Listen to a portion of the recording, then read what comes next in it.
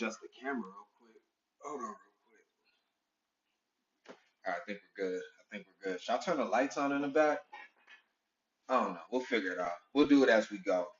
Lunch and news with DotSale. Let's get into it. It's Wednesday. Where's my music at? Hold on real quick.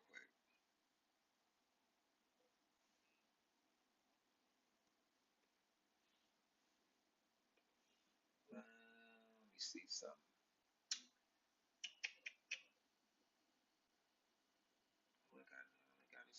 Hold on 1 second, family.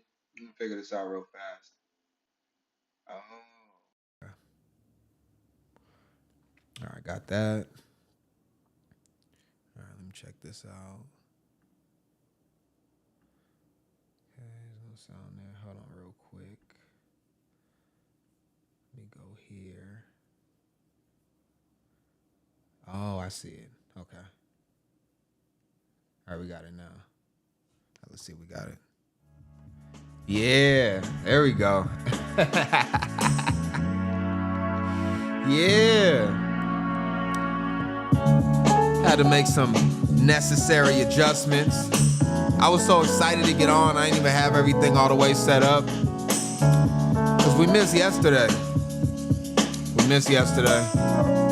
I know. It's the first miss in 2 months, but don't worry. We're gonna have a makeup show. And that's the way we gotta go.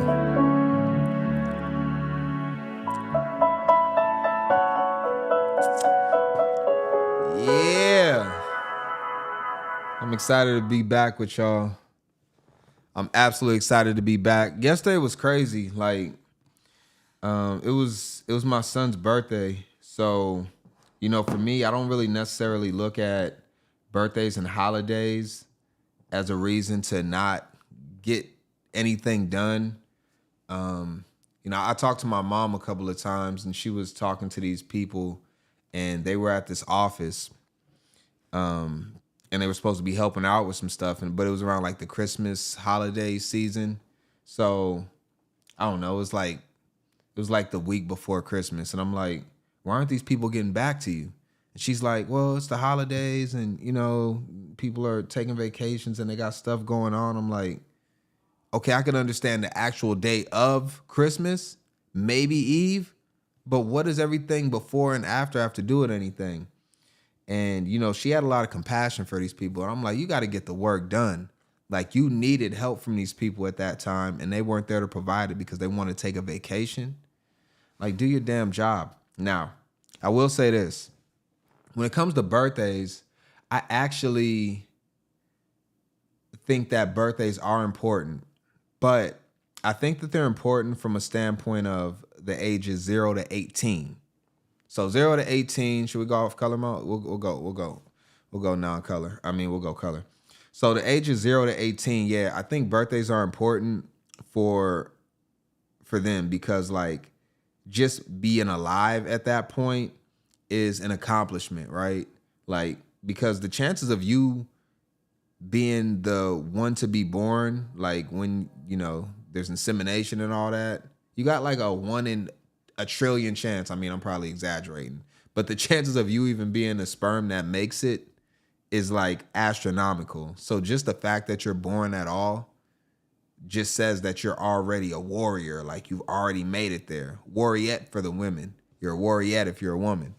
And, you know, so I think that's cool. But then after you get to 18, you know, I'm less enthusiastic about adults' birthdays.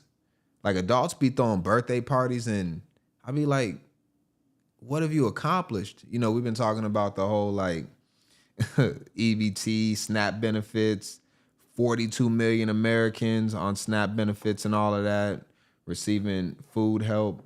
And so we'll just exclude the elderly and the disabled out, and we'll just go to anybody that is able-bodied. It's kind of insane, right? So I think, like, if you're receiving SNAP and you're not like elderly or disabled, like literally for real, like, you shouldn't even be celebrating your birthday. Like, you should be like, yo, like, I need to figure it out. Like, it should be an accomplishment. A birthday's like an accomplishment of your life, of the things that you've done. So if you ain't did nothing that whole year, I mean, that's fine, but ain't no way in hell you should be inviting everybody over, getting a table, getting a booth, getting balloons and streamers and trying to have everybody on Facebook acknowledge you and all that. Like, I don't know. I just feel like that. Like, I want to go ahead and look at my birthday and have it reflect everything I've done over the past 364 days and be able to list those accomplishments and have them on a whiteboard and be able to be like, all right, I did this. I got this accomplished. I got this accomplished. It could be anything from, it doesn't even have to be huge. Like, it doesn't have to be like, I made $1 million, but it could just be like, yo, like, I wanted to get to 10,000 subscribers on YouTube, right? That's an accomplishment. That's not easy to do, right? I wanted to get my CDL license. Let's say you want to get into trucking. That's an accomplishment, right? You should be incrementally getting better at something. I wanted to be proficient in calculus, and you just did that on your own. You went ahead and went on YouTube, you bought courses, whatever the case is, and now you're proficient in calculus without even going to school to get a degree in it, right? But you know as much as a person with a degree, and you did it just because of your hard work and effort and putting in the self-attainment of it. So it doesn't have to be like some crazy feat, right? Where you're like, oh yeah, I made it to the NBA, but I don't know. That's just my thought process. That's how I look at it. But celebrated a kid's birthday yesterday and then wanted to get a late night showing. That didn't happen. So now we're at a point where we'll have a makeup show on Saturday to make up for yesterday. But I have a good show for us today. So the first thing I got to do is get y'all fed. I think that's absolutely important. And we're going to have a light snack because I want to really get to it. Now, remember, we're still in the Halloween theme. We got, how many days till Halloween? What's today? Oh, the 29th, 2 more days till Halloween. Yo, I cannot wait. I can't wait. What are y'all doing for Halloween? What are y'all doing for Halloween? Feel free to let me know. I'm definitely taking the kids out. And then after that, I think I'm going to do some adult stuff. So I'll probably let y'all know what I come up with on Friday as far as what I'm going to do. But I got a couple of ideas. We're going to say that till Friday, though. We're going to save it till Friday, all right? Let's go ahead and get us fed real quick. Make sure y'all taken care of. We are going to continue with the Halloween theme, and we are going to have, I guess you can already guess right here, we're going to have guac and chips, but this is going to be Halloween themed, so it's going to be very, very fun. Let's check out the video.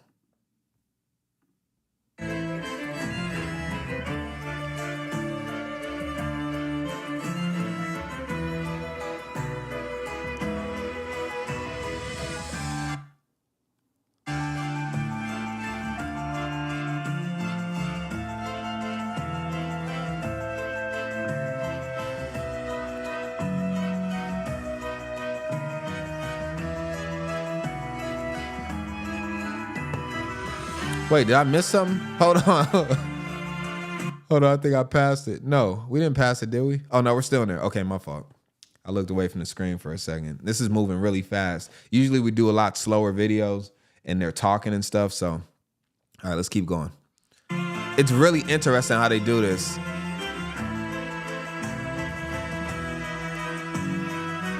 Okay, this makes it really fun. Check this out. Okay, yeah, we got the queso. All right, yeah. So he's barfing out the actual guac. I mean, that is fun. We're going to just stop it right there. Look at that, y'all. Like, honestly, I think this is one of the most fun ones we've had so far as what we're eating. And so we just want to go with a snack today. Let me make this screen a little bit bigger. Let's do it like that. Try to get a little bit more of, and you can see it right there. Super fun way to make guac and chips. So, if you're having people over and you want to be a little more fun, then I absolutely think this is something that you should consider. TK204. Yo, How many limes did they put in? Did we get let me see something real quick. Where was the limes at? Hold on. How many limes do we have? 1 lime juiced? All right. All right. TK214 is excited about all the limes in there. I'm gonna go with half of that. I'm gonna go with half the lime for mine. Okay, again, we can make all of this stuff. We'll actually leave it right. Let me see if I can get it good. Yeah, let's leave it right there. I'm gonna go ahead and make mine plant-based. I'm gonna need my queso to be plant-based, and I think everything else is good because it's just guac and chips. And I think that's awesome. Could have made the pumpkin a little scarier. Got the pumpkin looking a little more like it got hit over the head with a club or something. But I think it's fun. So go ahead and help yourself. Snack as much as you want. As we get into the show, we have a lot that we have to get to. And, I think it's going to be fun. I think this show is going to be fun because, honestly, when we talk about the situation with the pets being abandoned, when we talk about the teacher strike, I think that it's going to open up a lot to process and think about from both aspects. So I got a lot of different ways I want to approach this. And as we build up into it, I'm going to figure out the exact approach I want to take. Before that, though, I want to have a little bit of fun with the Halloween thing. And we got time today, all right? We definitely got time today. So we're not going to rush through the show. And I want to get into a couple things regarding Halloween since we're getting there. I want to look at a couple of shows. Let's check out some shows real quick before we get into our main topics. So what are y'all watching for Halloween? All right, that's what I'm trying to figure out. So I just pulled up a couple of the shows that, are kind of trending as far as Halloween. And one of my favorites right here is Goosebumps. I read the books. I love Goosebumps. Goosebumps taught me how to read, honestly. I don't know what it was, but I was so interested in Disney Plus. When did Disney buy Goosebumps? I thought Goosebumps was Nickelodeon. See, now I'm not even under. Hold on, let me see something. Disney. Hold on, let me see something. Goosebumps bought by Disney? Since when? I'm assuming they didn't own them the whole time. Oh, okay. All right, it says show was canceled. Disney Plus after 2 seasons. Disney did not buy the entire franchise, but had a licensing deal for the recent TV. So does Nickelodeon still own it? I don't know. Maybe the show and the books were different. I always thought it was Nickelodeon. I mean, that's where we used to watch it at back in the day. It was on Nickelodeon. So, all right. But yeah, I like the books when you got a chance to when it had you could flip to a different page based off of where you want to go. So it's do you want to go to the attic? Flip to page 33. If you want to go to the creepy basement, then flip to page 68. You know what I'm saying? You're all right, let me go to the basement. And then you might peek and see what was happening in the attic. You might be a little more scared to go in the basement. Super fun.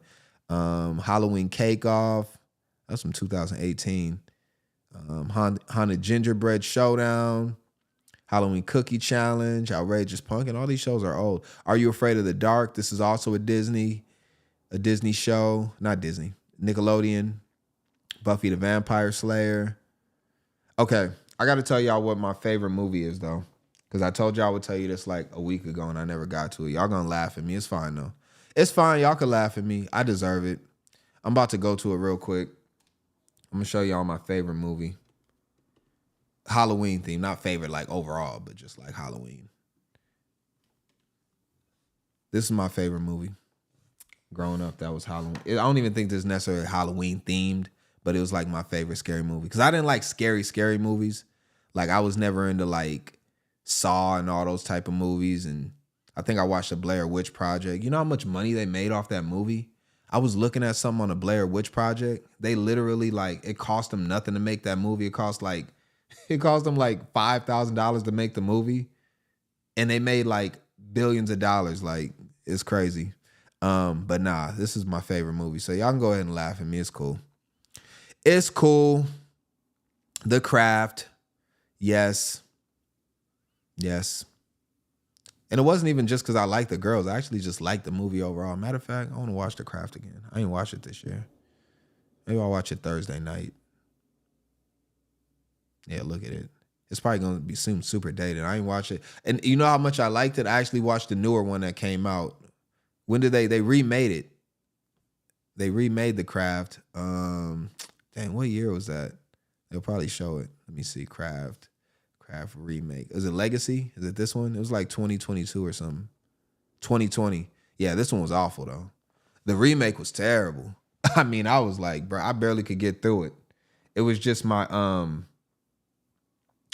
what do you call it? My nostalgia that kicked in. Do I want to watch it? Makes that your favorite movie. What's your favorite scene? Dang, that's a good one. Like honestly, I gotta go back and watch it again. I think that I just like the whole overall theme of it as far as like, let me go to it real quick. I'm gonna get copyright struck for this, but it's all good. We're gonna go to the trailer real quick. Let's go to the trailer. Let's watch the trailer real quick. To the other kids at St. Bernard Academy, they were the girls who didn't. They better not copyright strike me for this old movie. Why? They're witches. But after years of being on the outside, Why'd you lie about me? I don't want to go out with you again. Please stop begging. It's pathetic. 4 girls are about to discover the dark side. You ever heard of invoking the spirit? Black magic. We can make things happen. I mean, this is it. This is real.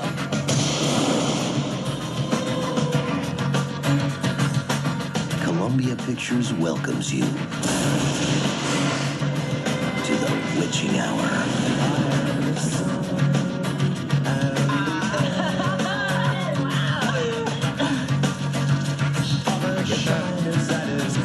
Check it out. Her spell is working. Sit.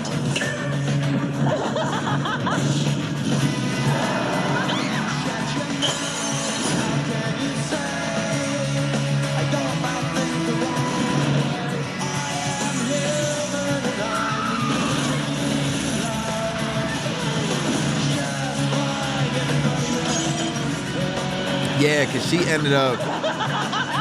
ended up turning on homegirl. Yeah, they turned on homegirl. Yeah, she was my fave character. I don't know. Maybe I did have a crush on her. Sarah. Yeah, Sarah was fire. Nancy was good. And then they had the one, you had to throw a black girl in there at that time. And she ended up surviving.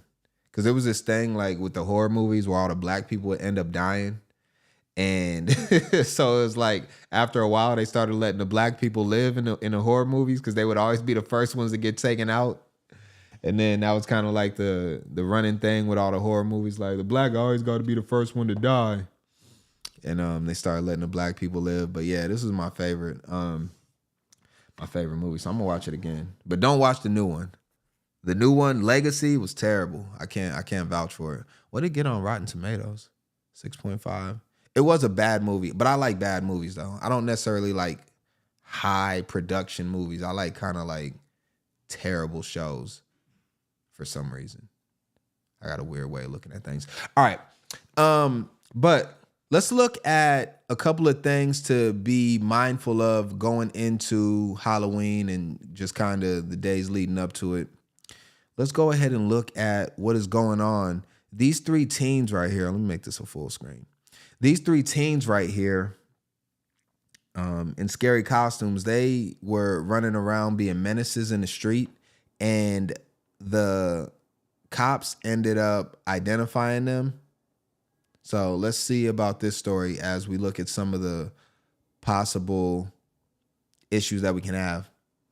That's the word from cops today as they announce a major development in that very scary incident where 3 people in Halloween masks were caught on a Ring camera terrorizing a family.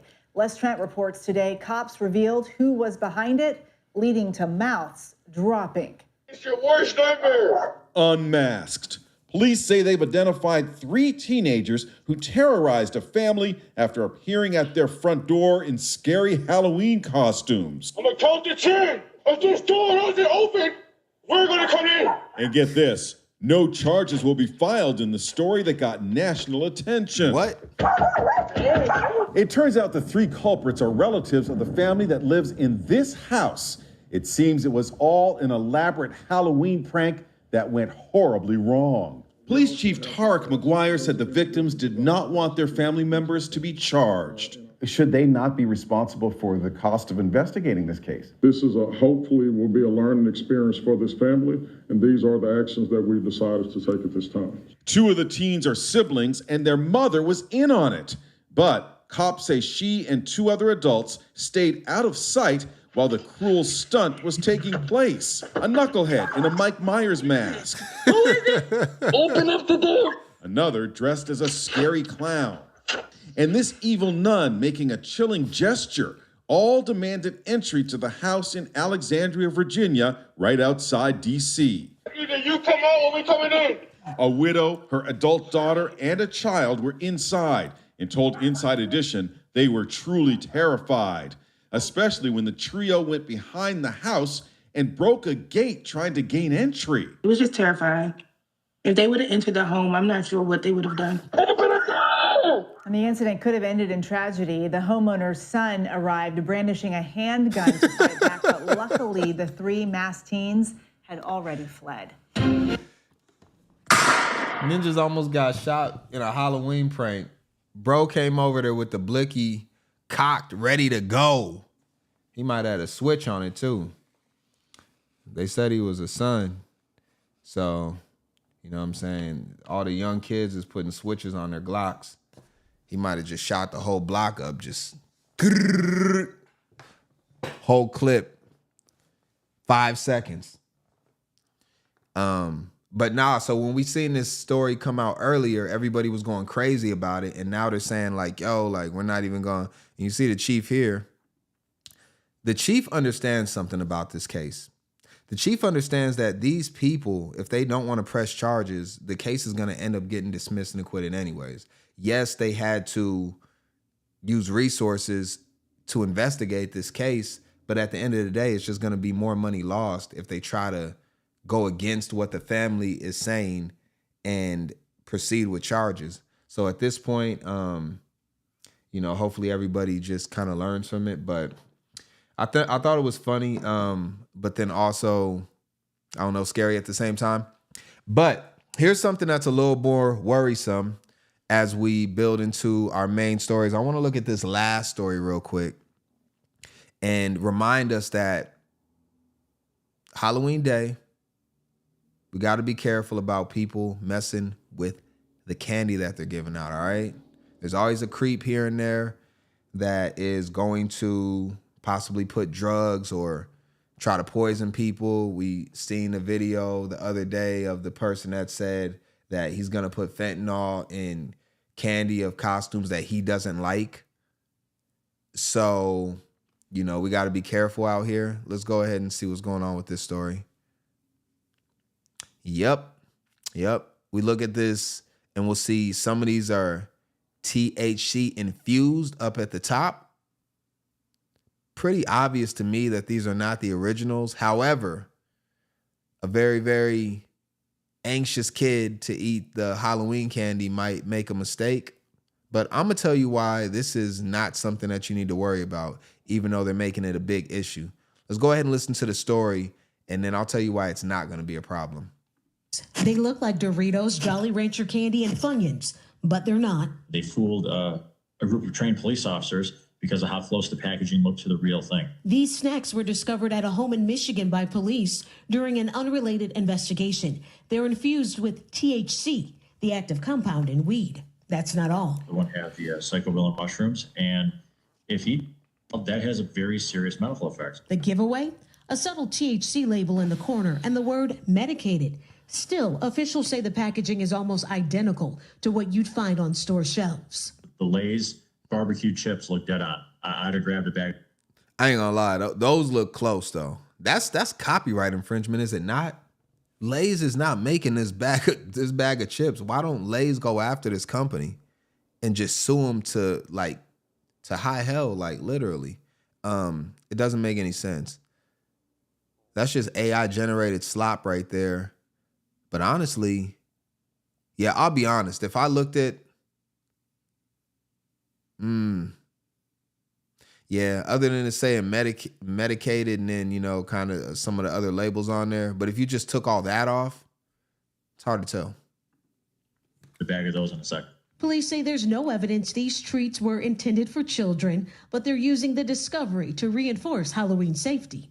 As eye-opening as this is for the public, this has also been eye-opening for your average patrolman, because again, seeing these in the hands of a kid, you know, before this story, officer probably wouldn't have paid attention to a kid holding a bag of chips. Across the country, concerns about these look-alike snacks growing. We can't have a situation where it's legal for people to sell this to underage kids. Earlier this month, Ohio's governor requiring Ohio retailers to cease the sale of all intoxicating hemp products.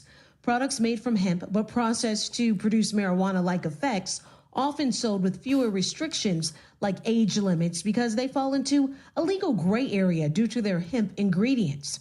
In Arkansas, the Department of Finance and Administration issuing its own warning about THC products resembling popular brands. What type of symptoms or signs should we look for? Nausea, vomiting, maybe a fast or even a slow heart rate with extra exposure or intoxication, seizures, and even coma can happen. Little ones are particularly vulnerable because of their size as well as the size of their brains. Adrian joins us tonight from Chicago. So Adrian, what are the main tips officials have for parents this Halloween? And check the packaging. We'll dig in later. But for example, this looks like the real deal, so it's good to go. Aside from that, if there's any snacks with that THC label. I mean, that's pretty obvious. But all the stuff she was naming, though, I don't really think what happens with weed. I mean, weed just makes you slow and stupid. Like, that's why I don't really like weed as far as like, you know, it makes you socially awkward. I mean, there's some that can operate well in the weed, but I think it impairs you for the most part. And people that say that it does nothing to you, like it enhances you, I think it's completely insane.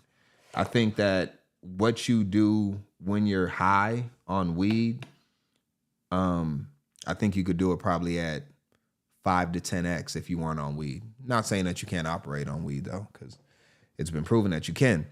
But yeah, so my thing is, actually, you got it right here. You got it right here. Why would they hand out to kids? That THC candy isn't cheap. Not 100%. You don't have to worry about anybody giving this out because it's expensive as hell. So you got it perfect, TK214. Like, honestly, like, there's no weed head that's gonna be like, yeah, let me just go ahead and give out my $50 bag of Lay's barbecue tips to the kids. He gonna be out like $2,000. The kid's gonna be coming back and back. Yo, the kid's gonna go ahead and leave, change masks, come back out, get more candy. Like, he gonna have a line around the block. This is what's gonna happen. When the parents see what's going on, they be like, hold on, let me see this. Where you get this from? Bro over there, the dude that looked like Shaggy from Scooby-Doo, he just handing them out like candy. Really? All right, hold on real quick, son. Let me go ahead and take that mask off. I got some face paint. We're gonna paint you up. Now you're gonna be a clown. We're gonna send you back over there. Call all your friends and tell them to come over here, and I'm gonna pay them $5 for every bag that they get from that house. Like, you know what I'm saying? So it's crazy, but the news be tripping sometimes. Sometimes the news is just unaware of what's going on. That's why we need YouTubers to go ahead and help these people out, because they are just like,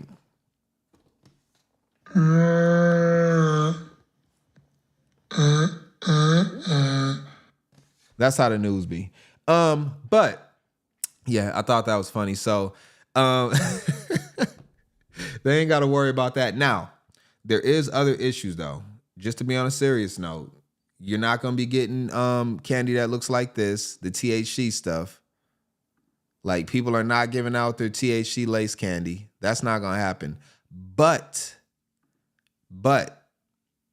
you can get candy that is compromised. People be sticking like needles in there. So when you bite into it, you get... So parents, kids, always check your candy before you eat it. Halloween should be off limits to tampering with any type of candy, but there's always a creep, a weirdo out there, somebody that just wants to create chaos, and that is an evil individual, and they will tamper with candy. So definitely be careful for anything other than this. This is not an issue like the news is trying to make it out to be, but everything else could be an issue as far as, you know, we see it every year. There's some type of poison candy or something like that. So, and those people should be locked up for the entire holiday season for the rest of their lives in perpetuity. All right, let's go ahead and get into a couple of the main topics. What do y'all want to go to first? Should we do teacher strike first, or should we do the pet parent situation first? I don't know. Go teacher strike. Should we go pet parent? Let's go teacher strike. Let's go teacher strike. What did I have first? I don't even know what I have first. I guess we'll find out. I think I had pet parent first. All right, we're going to go teacher strike. Let's do that first. This is going to be probably the longer of both as far as the content that we got to get through. Let's go ahead and start here, though. Let me see if I pull up the right graphic. Was this? Okay, all right, I got the right one. All right, yeah. Let's do the teacher strike first. So we're gonna do this strategically like we always do. We always do everything surgical. Like, I went to med school for 10 years. I always, you know, build up to the, you know, how they taught you in school, you know, like rising action, climax. You know, we're gonna do it like that. So I think what we'll do is we'll start here before we get to America, we're gonna look at Canada.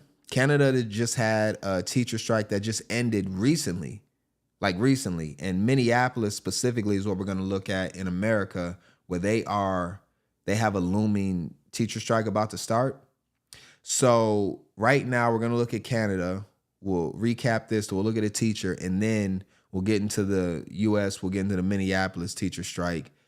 Before that, though, we're going to look at some of the issues that the parents and the teachers and the students are dealing with. So let's start here. West is following developments from Calgary. We'll stop as needed. Heather. Donna, the Alberta government says it had no choice but to invoke the notwithstanding clause given how far apart the two sides were. But labor groups are vowing to fight back, saying the Alberta government is trying to set a dangerous precedent. I found it, eh?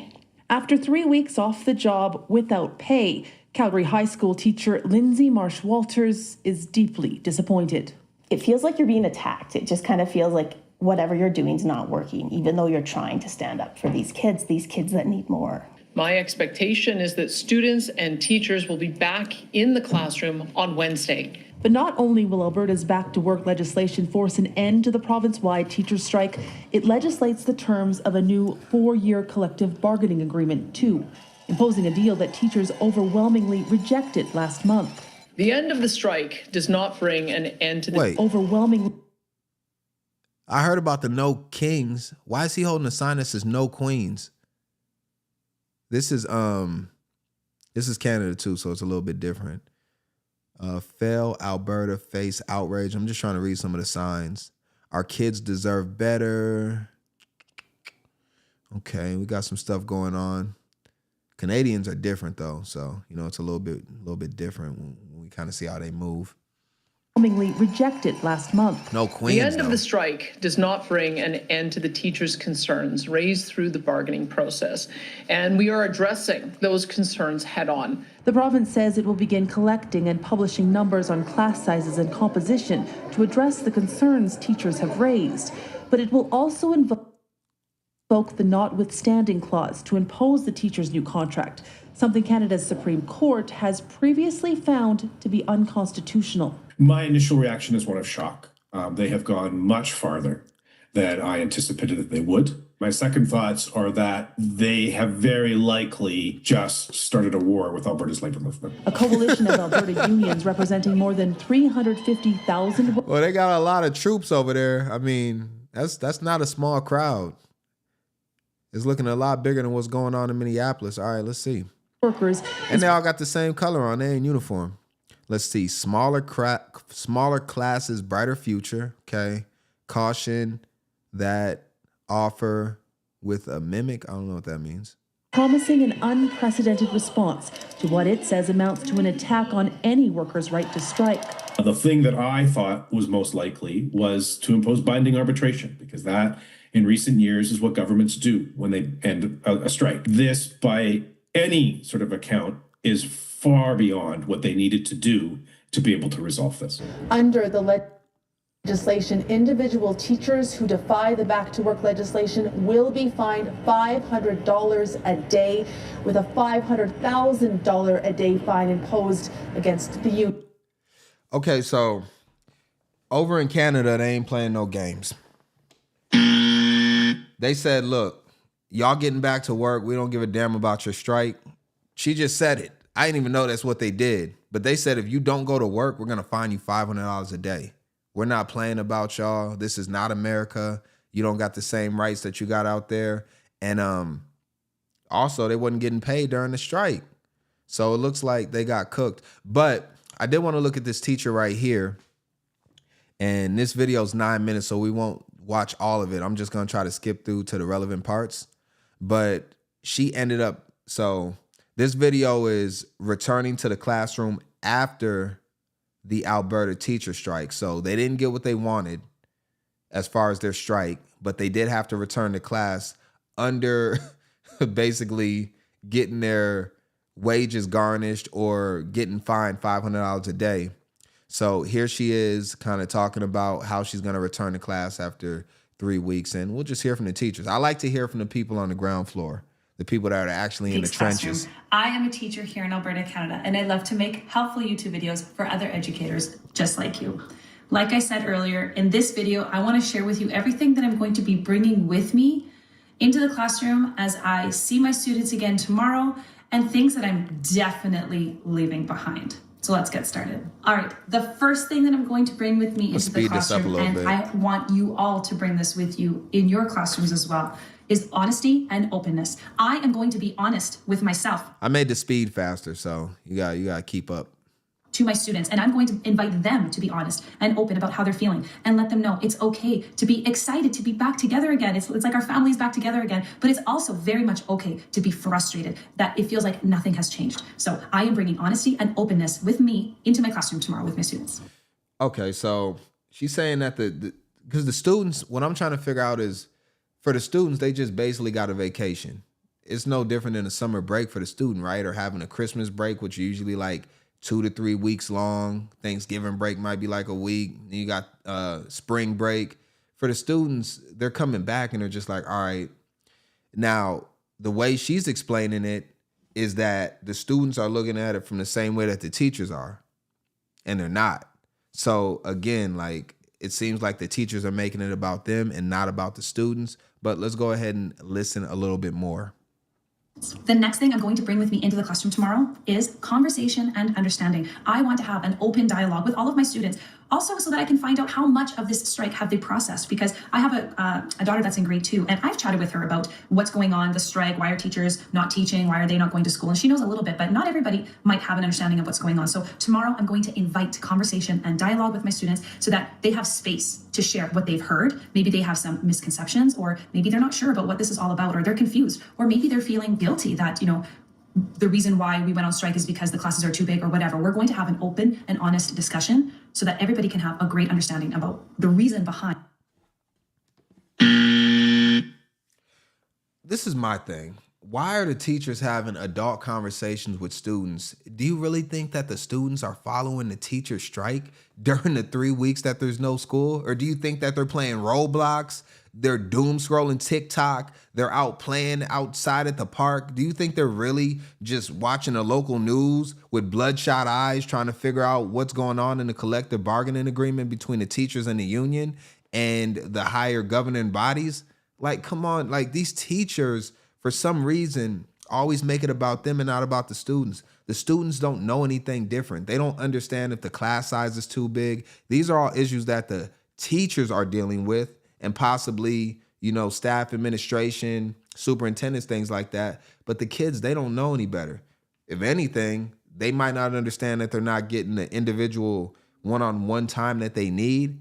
But the more kids, the merrier for them. They're having a whole bunch of fun. That's like going to a basketball court to play basketball and there's no other kids to play with. You go to play basketball and there's 2 kids on the court. You want to go to the gym and see like 25 people in there so you know you're going to get a good game.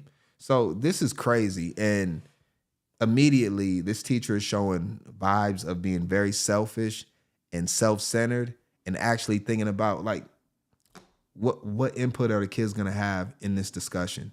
If anything, you're trying to put your trauma onto them that you're experiencing because of the strike when they are none the wiser of it. This is crazy, y'all.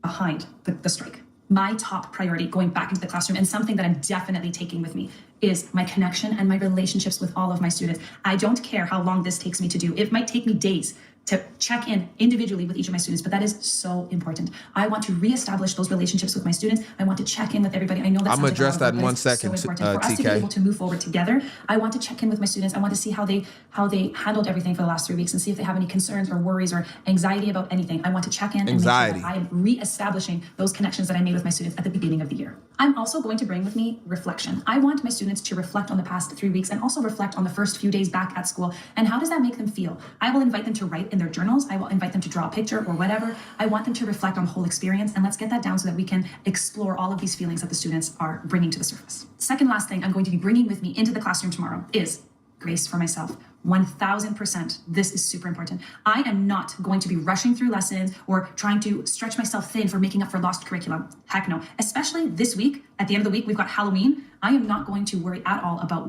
catching students up or what did we miss. I'm going to give myself grace because this is unprecedented and I feel like we are being forced back without any sort of support. So we're not even given time to plan or collaborate with our colleagues about, okay, where... Oh my God, bro. How can you be a teacher and be this foolish? All right. I don't know exactly how it goes in Canada, so I can't tell you. But I will tell you this. And we're going to get to the Minneapolis strike right after this. So when Minneapolis had their strike, and it was about 3 weeks, and we'll talk about that in the next part of this, they actually were out of school. I think it was like 3 weeks, at least 2 weeks, something like that. I think it was 15 days total, but it ended up 3 weeks. Anyways, they had to make up that time. So Minneapolis schools actually, because schools go based off, and this is in America, they go based off of the days that you have to be in school, and I think it's an hour basis. It's either hours or days, but it's a certain amount of hours that you have to complete. So if you miss that time, then you have to recomplete those hours. So Minneapolis schools, everybody else was out of school, chilling, going play at the pool, and Minneapolis schools was still, the kids still had to go to school like 3 weeks after the school year should have been out to make up for the strike. So she's talking about Halloween and all this, and she's not going to be forced back. You're going to make those days up anyways, assuming it's like what it is in America. What page do we want to be on? Like, let's make sure that we're tackling this or this topic and this subject. No, we have not been given any time. We're literally just thrown into it again. So I'm giving myself grace to proceed as needed with my classroom, but also understanding that the kids are super excited to be back in the schools for Halloween and their Halloween party. So this week in particular, I'm going to give myself grace. And here's the last thing, and it's probably the most important thing that I'm going to be bringing with me into the classroom tomorrow, and that is purpose and pride. I am not going to allow myself or my colleagues to feel 1 ounce of guilt for what we did, because what we had to do was to go on strike. We had to show the government and the public that we are fed up. And I am not going to allow myself to feel an ounce of guilt for leaving the classroom and standing up for what is right. Here's what I'm going to be leaving behind as I enter the classroom tomorrow post a 3-week strike. Number 1, I am not overgiving anymore. If the government cannot respect us by negotiating fairly, I am not going to overexert myself and make up for their inaction. I'm working my hours and I'm giving my classroom and my students what is sustainable. Number 2, I am not going to engage in boundary breaking habits. Nope. I am not answering. She a real teacher, though. I'll give her that. She got all the graphics. She took time to prep, do all the work. I got to give her credit for that. I think that's incredible. Writing out all the cards and all that, and then balling them up and throwing them out. Like, that is fun. She's absolutely fun for all of this. I'll give her that much. Not answering my emails after work. I am not going to plan my lessons or do my marking super late at night when it impedes. I just gave you credit for planning this whole YouTube video out, and you said you ain't gonna plan your lessons? Come on now. Now I feel like I just got played. Now I feel like I just got played by you. You took all this time to plan out this video, but then you ain't gonna plan out for the kids and make sure their curriculum's right. That's probably the reason why you're feeling like you're not getting what you want as a teacher. And we're gonna talk about that.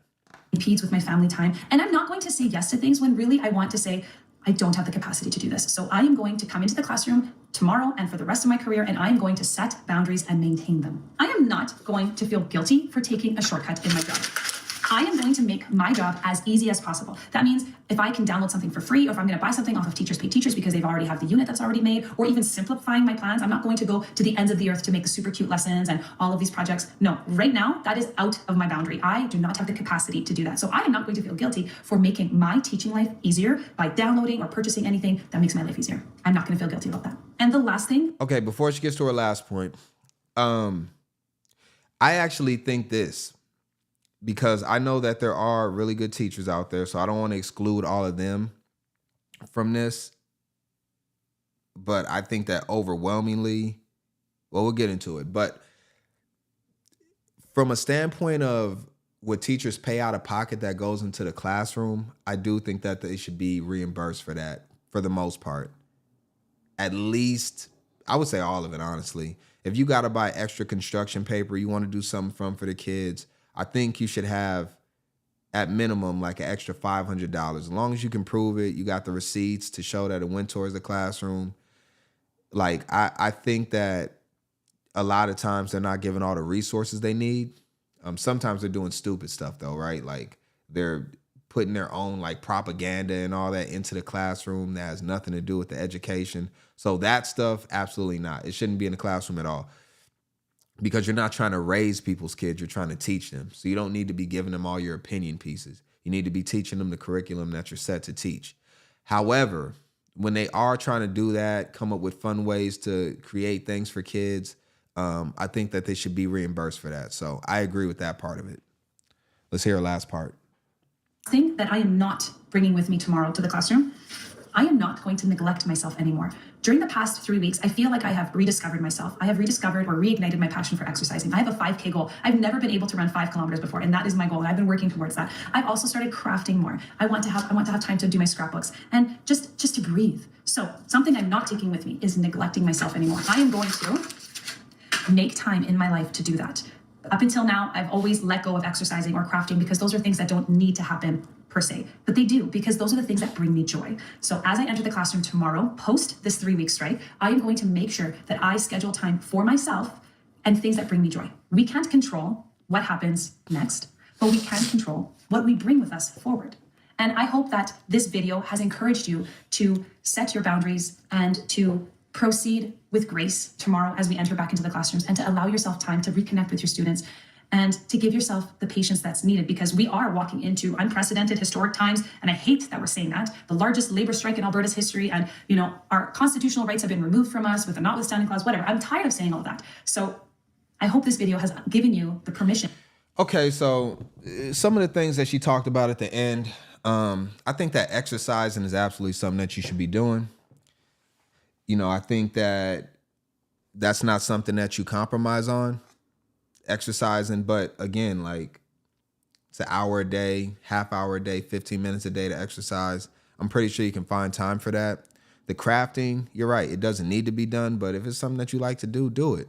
Now, oftentimes, depending on what type of teacher you are, I mean, if you're an art teacher, that's all you're going to be doing is crafting. So maybe you went to the wrong section of teaching.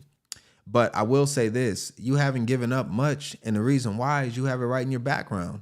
I mean, we're looking at those plants back there. I'm assuming that they're real. Those plants are not going to be easy to keep up with. Her plants look beautiful back there, by the way. I don't see a dead leaf at all on any of them. So assuming these plants are real, which I'm about 90% sure that they are, I know somebody that has plants, very big plant lady, and I'll tell you that the maintenance on these plants to keep them up and to keep them alive and to feed them is crazy. There was actually a time where, she had to leave town and I had to take care of the plants. The instruction she was giving me was crazy. I had to put a lamp on one of the plants or it would have died. I had to spray it with this stuff that keeps the bugs from eating them because these little white bugs were like trying to eat the plant from within. So it had to be sprayed. It was literally like taking care of a child or something like that. It was crazy. One had to be watered, but then when the water got to the bottom of the pot, you had to take it out and then dump out the extra water or the plant would drown. When I tell you taking care of plants is not easy and it takes a lot of time, anybody that deals with plants or has a garden knows that. That's the whole reason I would never want a garden, because I don't have the meticulous time to treat the plants the way they need to be treated. So when she's talking about she has no time for herself and all that, I call cap on that. Because you taking care of that little cactus right there behind you is not going to be easy. And that cactus needs to be in the sun if I'm not mistaken. Because certain plants, and I learned this, that certain plants need sun. So some plants don't need it, but if a plant don't get a certain amount of sun and that light ain't hitting it every day, the plant's going to die immediately. So, saying that she ain't got no time is insane and it's a lie. But, that's just my observations. I could be wrong. Let's see. So we wanted to look at this. We gave her a time. This is in Canada. Now I want to get into, before we get into the Minneapolis part of this. Oh, my bad. I still got your comment up here. Yeah. What grade is the teacher teaching? This teacher right here is teaching second grade. So she's going to go ahead when the second graders come back. She's going to believe that they were stressed out and they were hurt and confused and watching the news every day and scrolling relevant news stories to figure out what's going on with the strike and crying to their moms about why they're not in school. Yeah, that's what the kids were doing. They weren't enjoying all their time off school, sleeping in, going to sleep late, waking up late, playing video games, playing with action figures, going outside, having fun, playing basketball, annoying the hell out their parents, eating all the food in the house. Listen, what the teachers are going through and what the students are going through are completely separate. So for her to try to merge the two and then say, oh, the students are going to be so messed up and we need to have counseling for the students because they had 3 weeks off of school. So then why do you let them off of school for holidays? Why do you let them off of school for 3 whole months during the summer? Why do you let them off of school for MEAs and all these other random teachers workshop?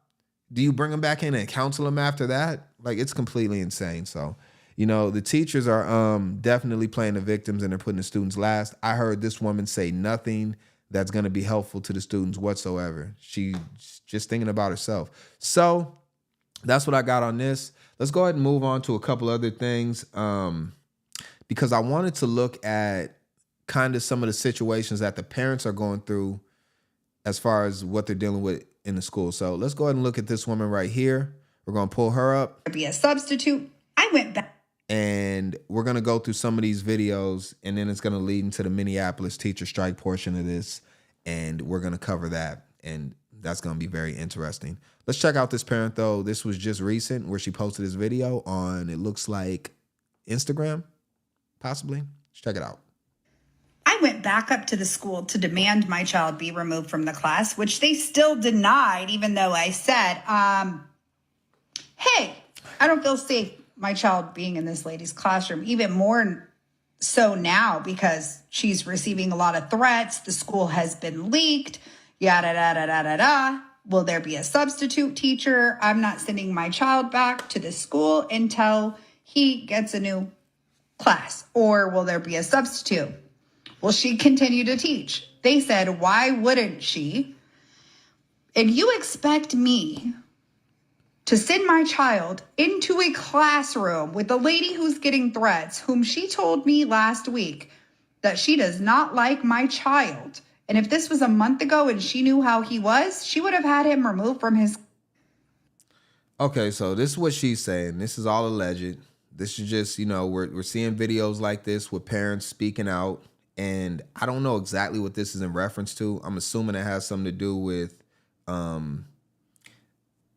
possibly the assassination of the political figure.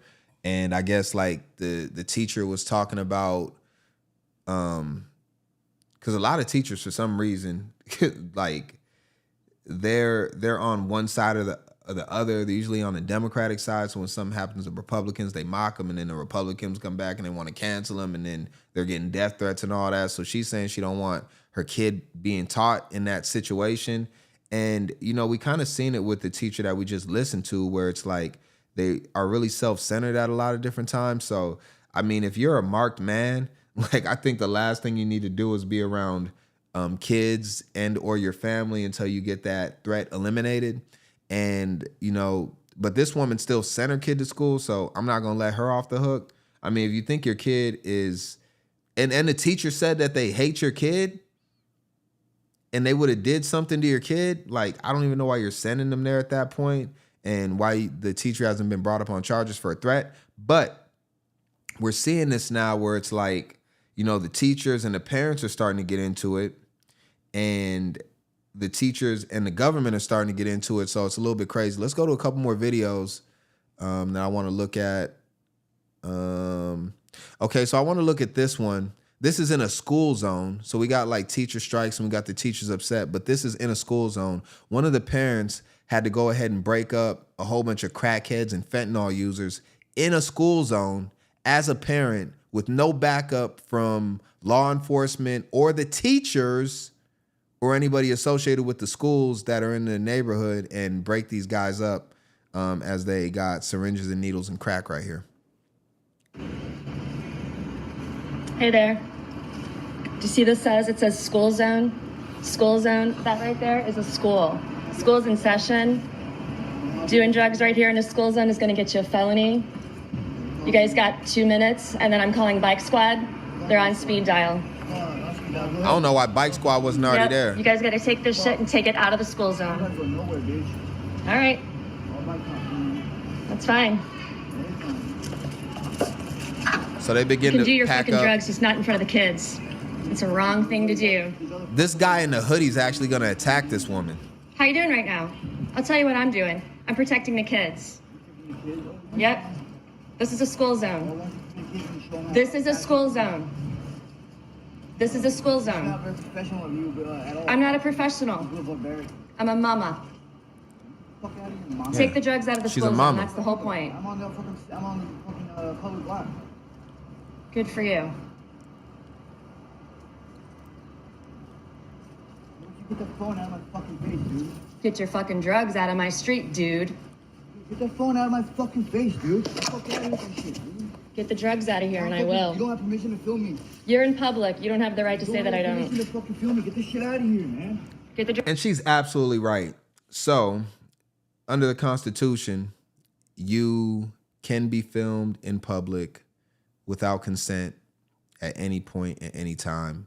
So she's completely within her rights to stand there and film these drug addicts on the street. As you can see the school right there in the background. drugs out of here. Get the fucking phone out of my face, dude. I'm gonna mace you. I'm gonna mace you. Out of my face, bitch. Get the drugs out of Your here. fucking face. You keep filming me. Get the drugs out. I'm taking a walk.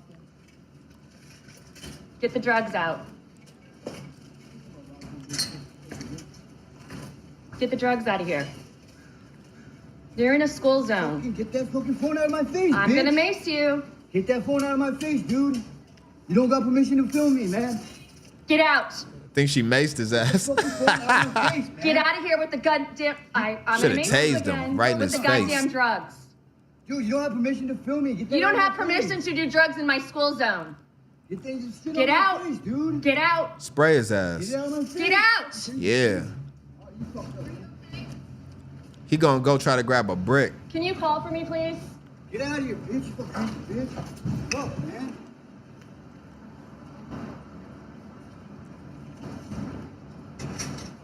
Your face is gonna be all over the place, all over this neighborhood and all over social media. That's fucking fine. Fucking fine. Film me. Film me. Get the drugs out of the school zone. That dude high as hell off fentanyl right now. I think I'm okay. Thank you.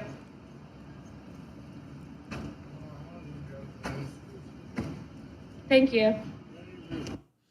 So again, we're seeing this, right? And this is where the parents have to come in and do the work that I'm not necessarily saying that the teacher should have to do, but this is something that they should be worried about. They're worried about getting paid more, whatever. You know, we're going to talk about that a little bit more because I have a philosophy on that.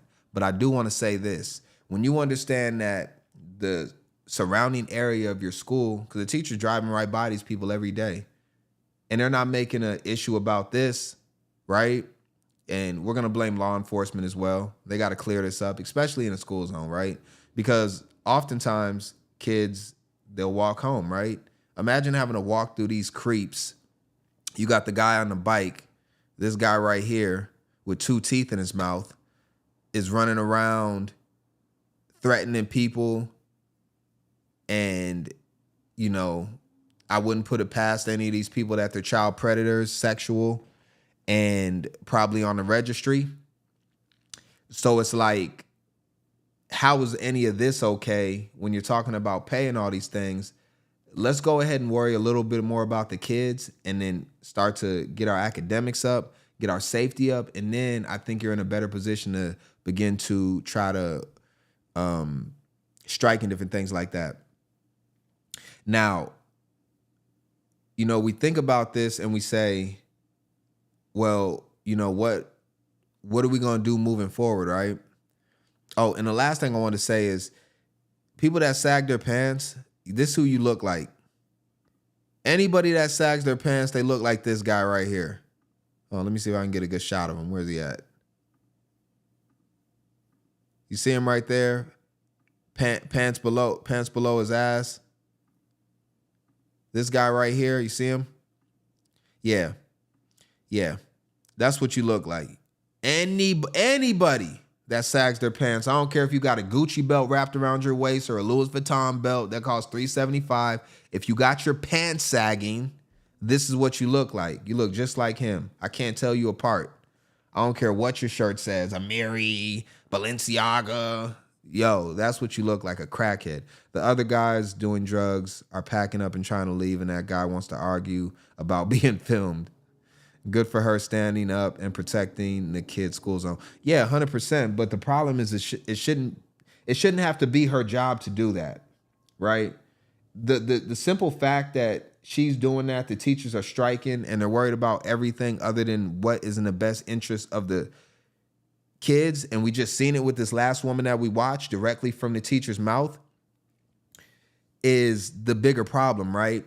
And, you know, we see these type of situations where they're not even protecting the perimeters of, that's the reason why when you go through a school zone, they lower the limit. They say when school patrol is present, you need to be doing 20 miles an hour because a little tyke, a little rascal can run from behind a car because he's not paying attention because he's like 8 years old and he's in la la land, which is fine at that age. And all of a sudden you're speeding through the school zone and then that's it. Or you leave your syringe laying on the ground in the school zone and a kid wants to pick it up because they're trying to figure out what's going on and they poke themselves and they got HIV because you got it. So it's like, that's the issue, right? And yeah, shout out to this mom and, you know, but it shouldn't be her job, right? And she's out there solo. It's just her, a camera, and some mace. It's insane. So, you know, we're going to need a little bit more accountability from the people that are running these schools and taking care of the surrounding blocks. But we're going to get into the inside of the schools too. I don't want to look at a couple more because we're not done. Let's go ahead and see what else we got. Let's go ahead and look at this guy right here. All right, I'll set this up. So Donald P. Sloat, I think it's called Sloat. You can help me out with the pronunciation. Junior high school. Oh, that's the name of the junior high school. Okay. Allegedly covered up multiple instances of child abuse and failed to inform parents.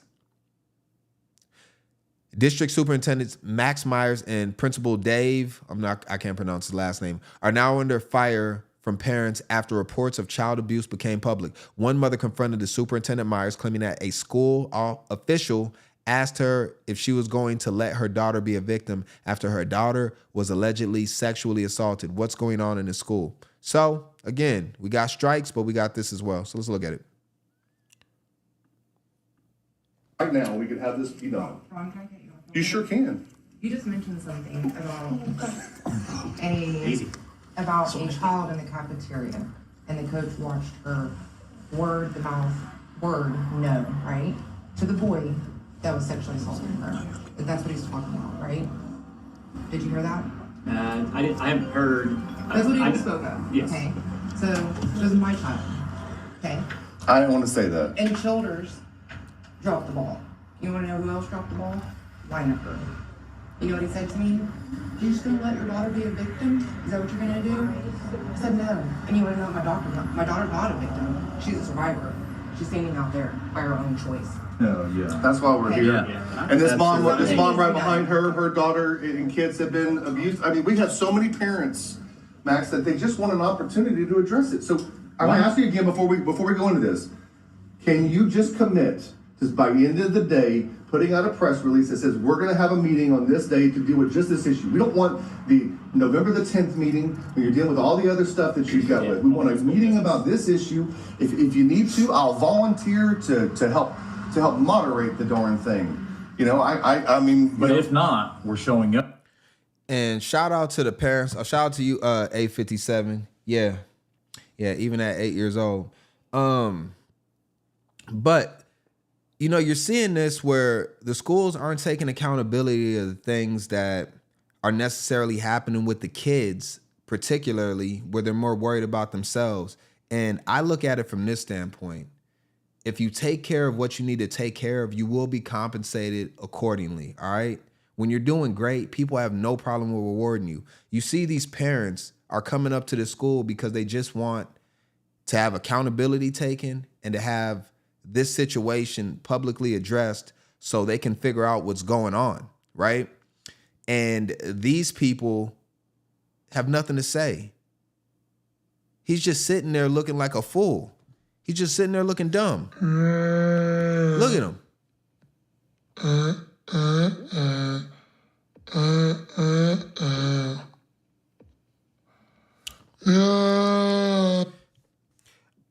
All right, let's see.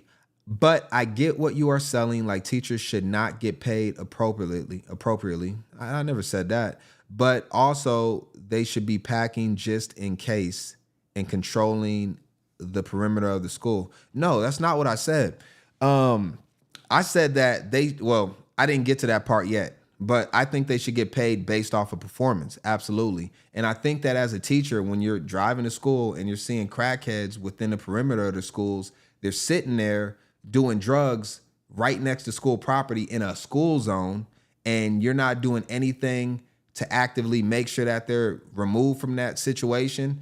Because, look, call the cops repeatedly, have them on speed dial, keep calling them until they clear them out every single day, right? The lady talked about a bike squad that can come through and remove them.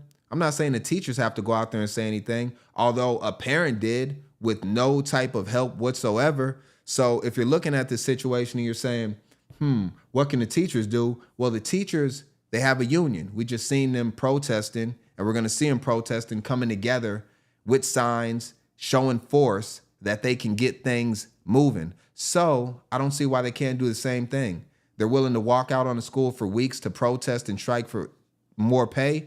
Why can't all the teachers get together and wrangle up these drug addicts that are in front of the school as a collective, not just one, not just two, but all 100? You know what?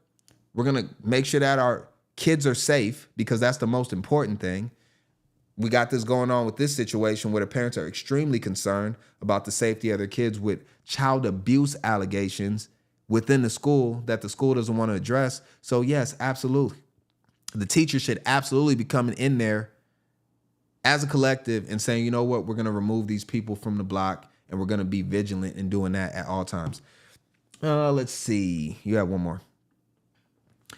Also, this fella is a pedo. So all the teachers are pedos, and they should not strike. Fucking dumbass. I don't know what you're getting at that, but I'll say this. I don't know if this teacher's a pedophile. I'm not going to profile him. The allegations are enough. So if we have the allegations of it, it needs to be addressed, and it needs to be brought out to public. It needs to be brought out to light.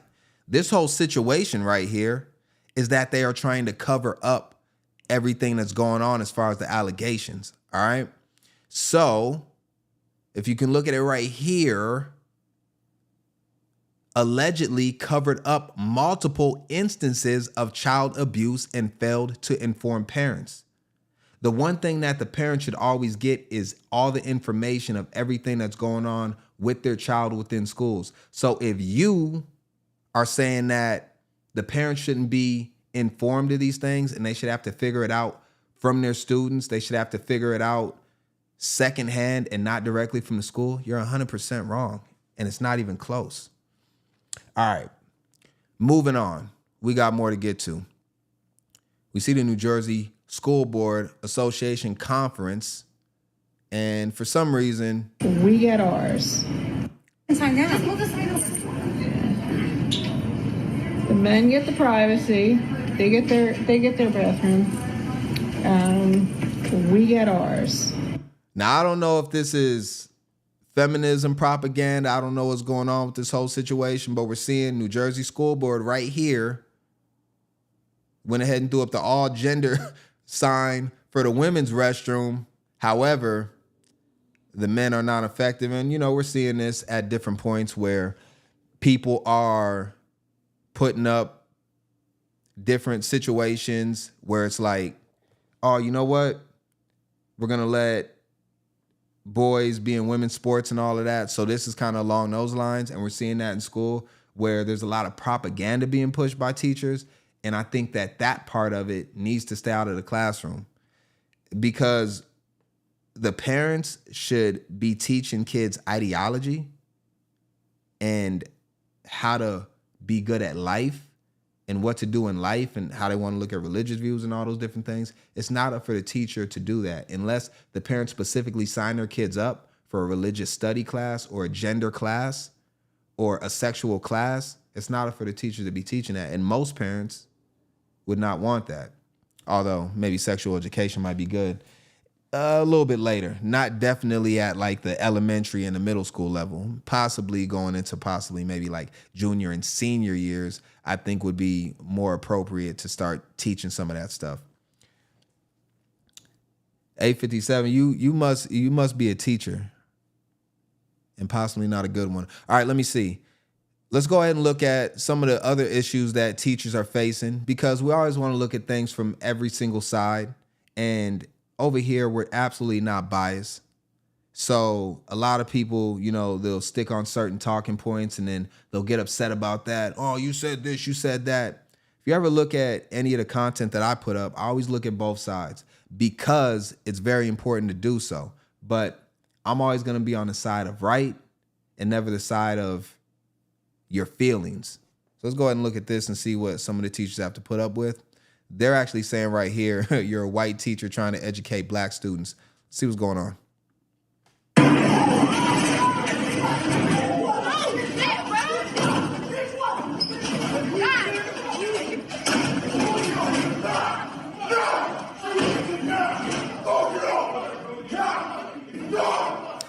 Hey, the kids definitely learn that grown man strength is different.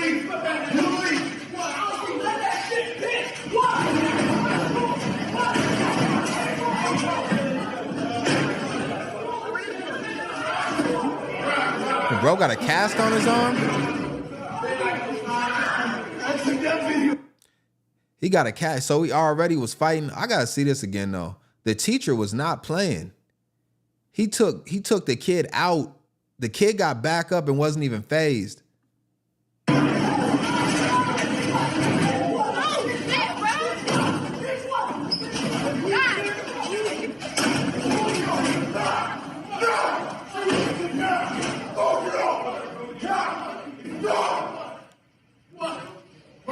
He calmed down the situation though, and you got to meet energy levels. And honestly, you know, you see it in urban schools a lot of times. It happens. It's a different type of aggression in I'd say predominantly white schools, where you kind of see it's a little more, I would say it's passive aggressive in predominantly white schools. In urban schools is going to be just aggression. right? It's not passive aggressive. It's just like out loud boisterous a lot of times. And, you know, this teacher's prepared for it. So, you know, he should definitely be getting hazard pay at this point. And I'm all for him getting a raise based off of what he had to deal with, because he possibly could have stopped these two students from killing each other possibly. So, you know, sometimes you got to just stand up and make the decision. The crazy thing about it is he could possibly get fired for this because he did slam that student, and that might be against the rules. All right, let's go ahead and watch this. Hey, don't hit the teacher. Do not hit the teacher. Do not hit the teacher. Do not hit the teacher. He took his glasses off. Bro, he gonna sue you, bro. Don't do it. He's always This teacher's smart though, because you definitely don't want to have your glasses on. I was just I was at a basketball game, and one of the guys, he had like he had glasses on. I think they were more like sports goggles, which I'm not sure how this happened to him, but he ended up taking contact on his face, and it slashed his whole eye like this. He looking like Scar from The Lion King right now. It wasn't the contact to the face. If he didn't have his glasses on, he'd have been good. But when he took the contact, the lens split and sliced his face wide open. I mean, just blood everywhere. Had to stop the game, clean up all the blood, sanitize it and all that stuff. And so this teacher was smart, because this kid looks like he very well might get physical with him at this point. All right, come Big Bird. Oh, shit. I got a good lawyer. He go Big Bird. You black, so. He said you black, so. Yeah, my friend. And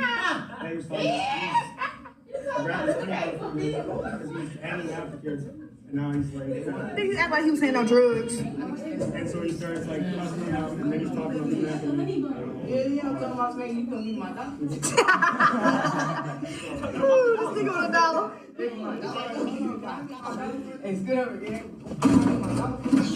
Damn. The hell is you doing? Bro, get your ass leg off the camera. Oh, my fucking. Oh, he got something with my dog, so let me talk to him about my dog. Now let's see. Hey, man, you can take my bike to your house. He live across the street. Yeah, I can just take my bike. Yeah. He don't need your bike. He can walk across my bike at his house. Oh. Damn. Let's go. Let's go right now. Hey, you go get the dollar, bro. My man, let's go. Let's go. He finna cash My man, let's go. He finna cash me $1. My man, let's go. Let's go. Hey. So these are some of the situations where I don't think the teachers are responsible when kids act like this. A lot of people will say, well, the teachers need to do better. In a situation like this, there's nothing they can do, because the kids are already coming in there trained to be like this. So this actually starts with the parents. So again, equal accountability, smoke giver, but these are separate situations, right? Like in this situation, which I want to show some contrast to all of this, because I know that it's fair to do so. And I'm definitely not railroading on teachers, although they're probably gonna get cooked going into the end of this because of some of the academic standards that I'm seeing. But when we look at it from a standpoint of this has nothing to do with the teachers and their inability to do what they need to do. This comes from home. And I'll tell you the reason why we know this is a fact. Because kids mimic what they see at home, not what they see in real life. If that's the case, when they see guys like Arnold Schwarzenegger, or, you know, I'm just naming somebody that's very popular, or any type of crazy action movie where people, or GTA and all that type of stuff, the video games, they're not necessarily imitating that. They imitate actual real life things that they see at home, and they mimic their parents. So when they come in and they're able to act like this, it's because they have no home structure. So the parents have to make sure they're doing a good job when they're sending their kids out. And, you know, a lot of them do, some of them don't. But when it's situations like this, I understand what the teachers are saying about class size and different things like that. But we can look at it from a college standpoint, where you have big, huge lecture halls where there might be 100 students in a lecture hall, and they're all in there calm, taking notes, respectful, and doing what they need to do. It shows that you can be in a situation where the kids are supposed to be doing what they're supposed to be doing in a large gathering of students. And if you want to say, well, these are adults, well, most of them are just a year removed from high school, if that. You can damn near still call them kids when they're freshmen and sophomores. So parents definitely got to do their job. So definitely want to show that before we get into it. Now, I wanted to look at this. And why did I want to look at this? Okay, I had that too. All right, yeah, let's look at this and we'll discuss it. Hold on, let me get you real quick. Let's see. The other students definitely don't make it easier for the teachers either. They can create a toxic environment by taunting the kid and the teacher. Yeah, you see that a lot. Where, the kids actually begin to egg each other on, which is one of the reasons why I always tell and I always preach to kids, don't be a follower. And one of the things that we don't do on this show and what we don't do us as a family is groupthink, because when you groupthink, you begin to move in the wrong direction, which is one of the reasons why I'm never going to be on one side or the other, because I feel like either side is always extreme when you're looking at, especially in politics and stuff like that. And that's why we need balance, because when you don't have balance, you end up with situations like this where, a kid might be a good kid, but when has a group think, or, I want to be included and inclusive mentality, he'll end up being corrupted and taken out of that environment. So one of the main things that you should be teaching your kid as a parent is to think for yourself. Because if not, the sheep are usually going to make the worst decisions. The public in general, the masses, are usually going to make the worst decisions for themselves. That's why there usually is a top 10%, and then the rest of the 90% are all just grouped in with each other. It's just the truth. Take it how you want to take it. But yeah, I believe you're right on that too, TK214. All right, let's look at this last one before we get into the Minneapolis teacher strike part of it. 2 black culture courses. This is in Minneapolis, by the way. Okay, so this is happening right now, just a little bit before this teacher strike, or kind of in the same time, where they're talking about basically having black students only in certain sections of the school, or if not the whole school. According to the course guide, one course is open to black male students and the other is open to black female students. Those courses focus on the black experience in America. Roosevelt High School has another course called High School Black Culture Queens. The course guide says the Queens group is a group for black girls. That is a quote from the guide there. Here are the portions of the course guides from both schools showing who can enroll in those classes. The highlighted lines show who is eligible to take those courses. All right, let me just look at this real quick. Open to all black female students, length for a semester. Open to all black male students, okay? This goes into a different conversation, and I'll touch on it real quick, just the history of it and possible the ideology of it, which, I'll talk about if I disagree with it or agree with it after this. But what happened was a lot of people said that during segregation, black people were actually doing better than they are now, because segregation actually kept them away from being oppressed and having to deal with a lot of the racism and different things that they were dealing with when they were integrated within white society. So you look at things like Black Wall Street. You look at things like the black family not having any type of influence from different communities that may dislike them, and they were beginning to thrive with segregation. They were figuring it out. And because of that, they wanted to integrate them because they have more control when they begin to separate them, because, obviously as a fist, you're here. So you have all black people together and they're beginning to work everything out and create a culture that is strong. But then you say, you know what, y'all are getting too strong. We want to spread y'all out. Let's have one black guy over here in a predominantly white school. Let's have another one, predominantly white school over here. So now you're separating them, and then it's easier to manipulate somebody in isolation. When you have people around you that are looking out and have your best interest in mind, it's much more difficult to manipulate that person because there's going to be someone in their ear. Bro, I don't think that person got your best interest in mind. Like, you know, I care about you, but we don't know this person. This person is a stranger. So that's one of the reasons they're saying that they wanted to get rid of segregation, which isn't really something that black people wanted to do at a certain point in history because they were beginning to thrive, having their own section where it was just black only and it was inclusive. So there's that. Again, the district says it is not standing by its own language here. Attorney Jason Torchinsky says the gender restriction may or may not be a problem, but he says the race part of it is, and it could put the district in a tough spot. If you open up a course only to people of a particular race, that's directly in violation of the federal statute. And so the risk for the school district is any kind of federal funding that the school district gets could be at risk if they continue with this program and the federal government decides to. Okay, so what he said, remember, so this was a federal law where they said, you know what, it's no longer okay for segregation. And I believe that the foundational blacks were saying that we don't even want to be, like, we'd rather have our own selection. And a lot of people will say, you know, you put blacks together, they're going to cannibalize each other, they're going to destroy one another.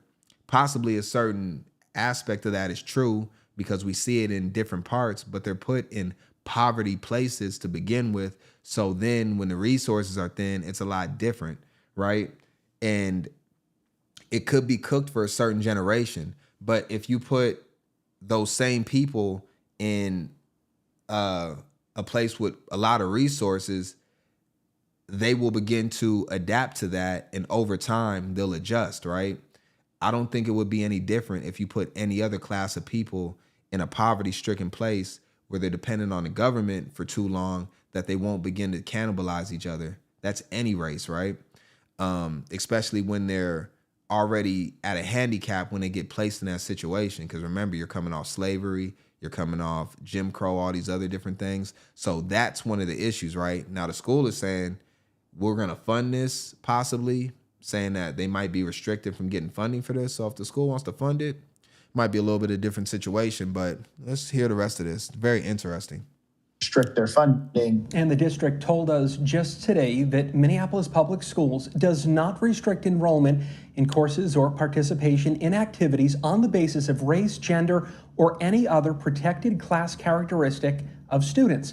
It continues, it has been brought to our attention that there is language on some of our school websites that is not reflective of our actual practices, and we are working with our staff to update that language as soon as possible. The district would not say why the course guides specified race and gender in the first place. In the last several months, the Trump administration has gone after colleges and universities over alleged Title VI violations. There's no indication, though, that this will happen here.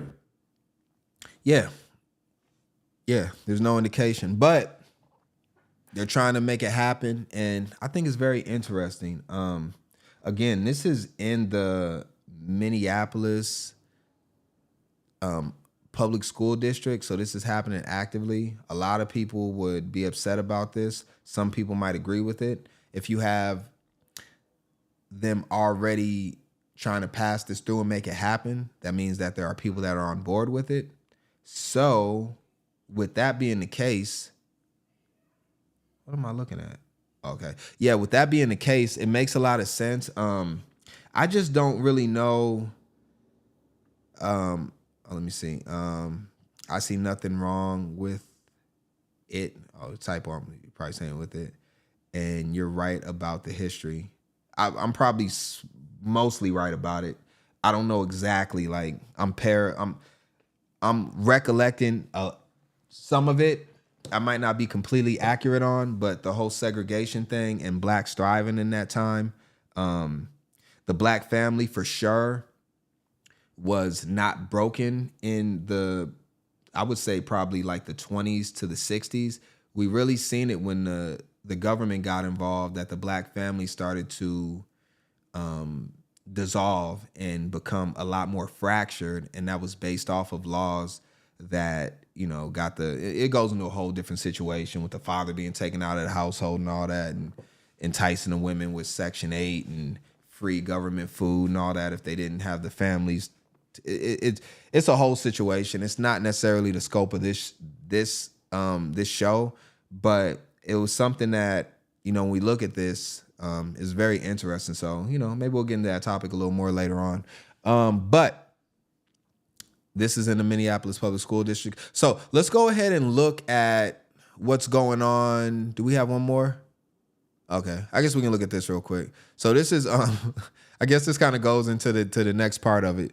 All right, so this woman right here, actually we'll go back here, because she's saying she can't get a job and she's trying to figure out why, but she has a BA in communications, BA in Spanish, BFA in dance, master's degree in journalism. Just imagine the debt she went into for high school elective class degrees. She was sold a scam. Okay, so she's saying that she can't get a job, and this is all of her achievements. All right, let's check it out. Can someone explain to me how I have 4 degrees and still can't get a job? BA in communication, BA in Spanish, BFA in dance. Get ready for this one. Master's degree in freaking journalism. Mind you, I've gotten laid off not once, not twice, but 3 times in the span of 2 years. So if you're feeling behind, just know you're not alone. Basically, we're all cooked. Yeah, she said it right there. We're all cooked. She just grouped everybody together with her. I wanted to talk about a few things before we get into this, because this actually leads into it. When we talk about the teacher strike and all that, and we begin to understand what's going on, and we'll look a little bit deeper into it. We'll get into the news story just after this. But one of my things was, when we look at a situation like this where this woman has all these degrees, are we beginning to think that, possibly that the school system is failing the students on an academic level, and we want to try to figure out why that is? Is it that they are not teaching effectively? Is it that the class size is too big? Is it that they're not getting paid enough money to do it? Is it that they're in overwhelming debt, usually in student loans, but oftentimes it has to do with their mortgage that they're over leveraged on, their car payments they're over leveraged on, their credit card debt they're over leveraged on, and making poor financial decisions as teachers? It could be a combination of all of them, right? But when we look at it, we do want to understand what the results are. Now, I got a couple of facts pulled up, so I guess we can just go through them real quick and kind of have a better understanding of what happened preceding the first strike. So let's actually do it like this. What I want to do is I want to talk about the strike that happened before. I had one other video from school. We'll just save that one. It was a predominantly white school where I can show y'all the video real quick. It's like 40 seconds. I'll show y'all real quick. Just to give a little contrast, because I showed the black students, they were going crazy in the urban schools, but over in white schools, they're yielding machetes and trying to kill each other in school. So I don't know, whatever. Let's put the knife away. You came to those in the fucking first place, and you fucking did that shit. Okay, now you're fucking here. No, hey, you need. Fucking knife away. Fucking knife away. And you know this is a white school based off the way that the kid is talking. That's how older white women talk. She fucking did you fucking. Like every other word is fucking. You don't even say fucking, they say fucking. So you already know how this kid was raised based on. And I'm telling you, it's always the parents, man. It's always the parents that create this. So yeah, these kids are running around, possibly like wankster type kids, and they got knives and they're yielding them. And you fucking did that shit. Okay, now you're fucking here. No, hey, you need. Fucking knife away. Fucking knife away.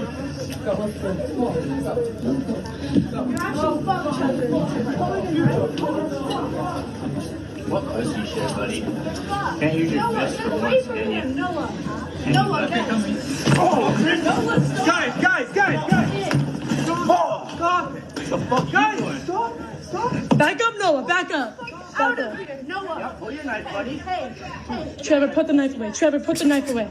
Trevor, put it away. I'll grab it. Hey, back off. Put the knife away. Trevor, just run. Just go. Run, Trevor. Run, Trevor. Run, Trevor, bruh. Bro, Trevor got beat up with a knife on him. All right, and he got hit with fists. So I don't know what's going on with Trevor, but you know, when kids' names are Trevor, Noah, and they're calling each other buddy and kid, and they use the first and the last name every time. Trevor Lyles, Stacy Altman, Riley Lucyman, you know, it's a white school. So, hey, look, I'm just telling y'all, we seen the black kids. They were going crazy in the urban schools. Out here, you got knife-wielding kids, and they're protecting each other while at the same time trying to kill each other. It's insane. I don't know what the hell's going on, but, you know, that was something that was going on. So, yeah, I had to show that because I got to give contrast. I can't be one-sided. That'd be unfair, wouldn't it? Shouldn't we all just be fair? We should have, you should have the opportunity. We should all have the same opportunities. So I don't think that outcome needs to always be the same, but I do think that opportunity should be the same. We should all have the same opportunities, and the outcome that you get is just part of it. Okay, so I want to go back. Because the strike that happened 3 years ago in Minneapolis, they had a strike in like 2022. This news story is actually going to show that, and then I got some of the relevant points on it already pulled up, and I can go through that. But we'll see what the news says about it first, and then we'll just fill in where they missed out. So let's go ahead and go to this story. We're still here. All right. What we know at this point, a tentative agreement has been reached. Minneapolis Public This is Schools the first interpreted strike. that as, quote, the strike has ended, while union officials communicate the strike will end if the tentative agreements are ratified. Because there's kids involved and there's so much emotion involved. I'm gonna speed this up because they talk really slow. The district, which has been under a lot of pressure, is going to be eager. We're gonna go 1.5 speed. Get back to school. We've achieved something. The teachers who felt they had a long ladder to climb, and there's a lot of things they had to accomplish. They want to make sure they've locked those things down. Professor of Labor and Employment Law David Larson says it does seem the district is overly optimistic, with still a return to work plan in progress and a ratification vote that has not happened yet. But he says it doesn't seem impossible. In this age of technology, would it be impossible to do a ratification vote when you sign an agreement, a tentative agreement on a Friday? No, it isn't. It isn't impossible. Not the way and speed at which our world works today. Huge wins for our education support professionals. Hold on 1 second, y'all. We gotta pause real quick. 1 second, I'll be right there.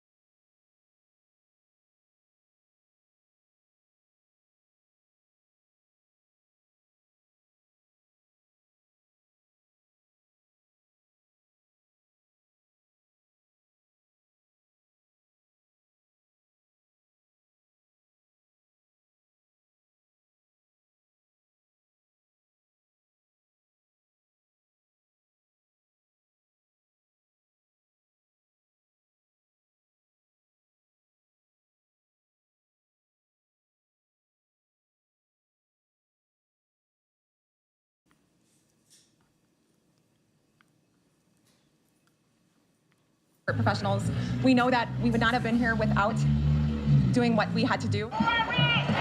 That's also a reality that is unfortunate, that we had to do this. Larson says without the full details publicly available for comparison, the final judgment of the strike's worth is still out there. We haven't seen the terms. We know where they started. We don't know where it's ending up, and a lot's going to depend on that. But I also think that even if the union could not accomplish all that it wanted to, the fact that the teachers now have been out and school has been missed for 14 days, that's a pretty strong incentive to get an agreement signed. Well, we are obviously following this story as it unpacks itself. The teachers union should hold a ratification vote this weekend, we have been told, and once that happens, we'll let you know the results of that, and at that time, we'll probably have far more details than we have tonight. If you want to get the latest updates, you text the word strike to 763-797-7215. We can give you those throughout the weekend whenever you text the word strike to that number. All right. Let me make sure I got my audio right. Sorry about that. I had to do something real quick.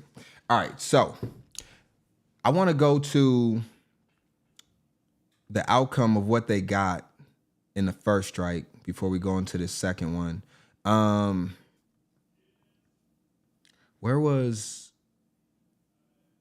Okay, so the impact was the strike resulted in roughly 15 days of canceled class, nearly 3 weeks, and they actually made those days up. So again, the school year extended into the summer. And then, yeah, they had to plan how to make up lost time. You know what? I don't even think that happened. I think they just extended the school day. I don't think it went into the summer because they had to make up the minutes. There's like minutes, hours that have to be made up. So they actually extended the minutes of the school day. I don't think it was the days. It was either the days or the minutes. So it wasn't like more days of school. It was just like instead of them getting out at 2:40, they got out at 3 o'clock for the rest of the school year or something. I could be wrong on that. But they got what they wanted back in 2022, or at least close to it. So let's go ahead and go into the most recent story, and then I'll give you some of the facts of that. Let's listen to this one right here. Yeah, because I'm going to do this in order. So this one was about a week ago as everything was looming. Then we'll go into the more recent situations that are going on. Teachers union and the district after more than 14 hours of negotiating yesterday. That means Minneapolis teachers will start to vote on whether or not to strike, and teachers are asking for pay raises, enforceable class size limits, and more special ed funding. Jessica Hart joins us live with more on what comes next. Jessica? Julie, tomorrow will be the first day union members can vote whether or not to strike. Union leadership tells me they're disappointed.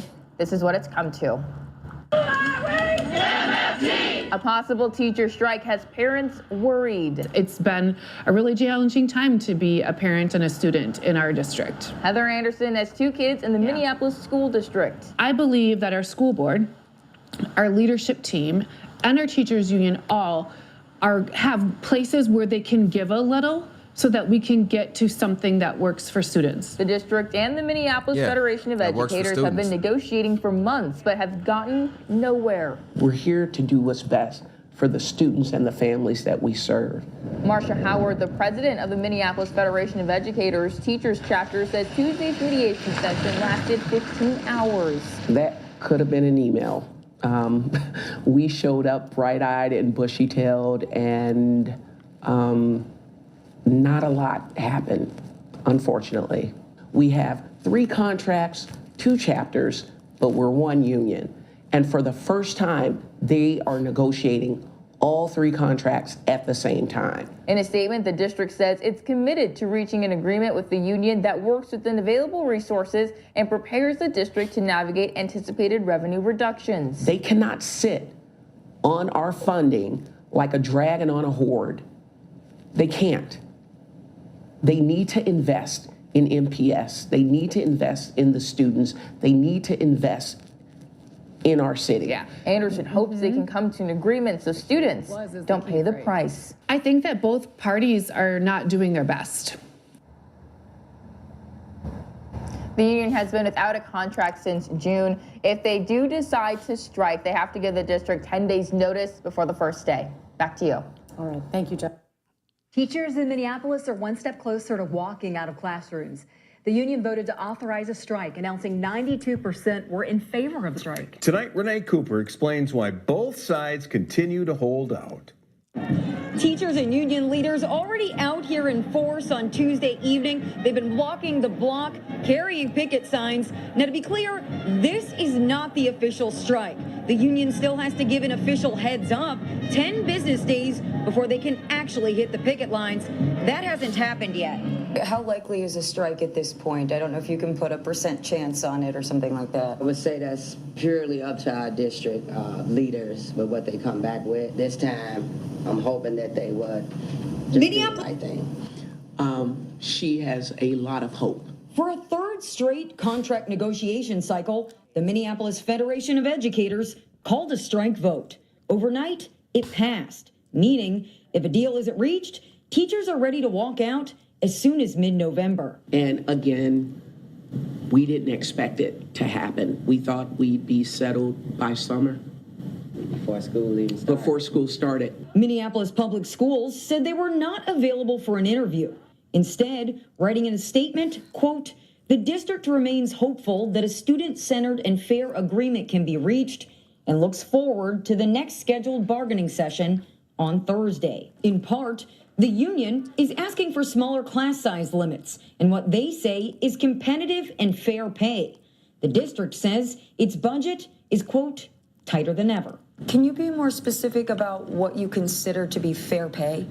I can tell you this, if I were to cross the river and go to St. Paul, I'd make $8,000 more. We're losing educators to districts all around the Twin Cities. So when we say competitive and a living wage, that's what we mean. We want to be able to live in the city in which we work. I asked the district to respond to those claims, but they haven't answered my questions at this point. Now, union leaders say they'll meet again on Wednesday, and that's the soonest they'd file that intent to strike. If they do, that 10-day countdown begins. In Minneapolis, Renee Cooper. A rally's underway right now outside Minneapolis Public Schools. All right, so let's stop it there, and then we can queue up. I don't want to queue up. I want to queue up this one. All right, yeah, we can queue up that one. So I wanted to look at a couple of the different statistics that are going on. And the reason why I'm bringing this up is because we went from, let me pull this down here. We went from basically a strike that was 3 years ago where the teachers got basically what they wanted or what they asked for. That's why the strike ended. And they got pay increases after that strike, right? I'm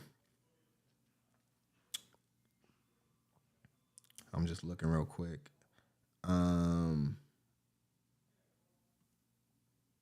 So when it got concluded last time, there was pay increases for the teachers, additional hours and wage adjustments for educational support professionals, ESPs, job protections for teachers of color, okay, and proposed limits on class sizes, among other structural demands. So that's what they got in the first one. Now, the reason I'm bringing that up is because since then, since they got what they wanted 2 years ago, or 3 years ago now, the academics haven't gotten better. All right. So that's where I'm having a lot of pushback from the teachers because, like, I feel like pay should be performance-based. I absolutely don't think that I should be able to come into a job and demand top-notch pay and I'm either one new or I haven't proven myself or shown that I can, I guess in a teacher's standpoint, it's not necessarily make more money, but your job is to make sure that the kids are leaving your classroom smarter than when they came in and you got the statistics and the data to prove it. So what we'll look at from the state proficiency tests, state test proficiency, this is the most recent. And this is going to be, and we can pull it up. So I'll just put this here real quick. This is where these statistics are coming from. All right. It's from niche.com. And so this is where I'm getting the statistics from, just if you want to look it up for yourself. But Minneapolis Public Schools specifically, because this is what we're talking about, and they've compared themselves to St. Paul Public Schools and other districts that get paid more than them. Well, they're 42% proficient in reading against 51% of the rest of the state. All right. Their math, 33% proficient versus 46.2% statewide. This is of 2025. All right. And the MCA MPS performs below the Minnesota state average right now. This is right now. It could change tomorrow. It could have changed yesterday, but it didn't. Today, only a 49.8% third grade reading statewide is at a particular concern, only 49.8% at grade level statewide.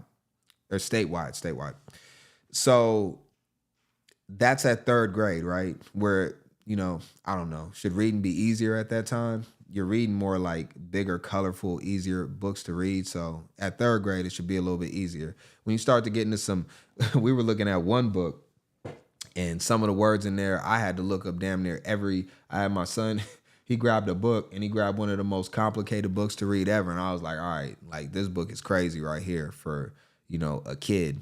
But, regardless of the fact, we'll look at some of the pay, right? And we're going to get into a couple more news stories before we get into the wrap up of all of this.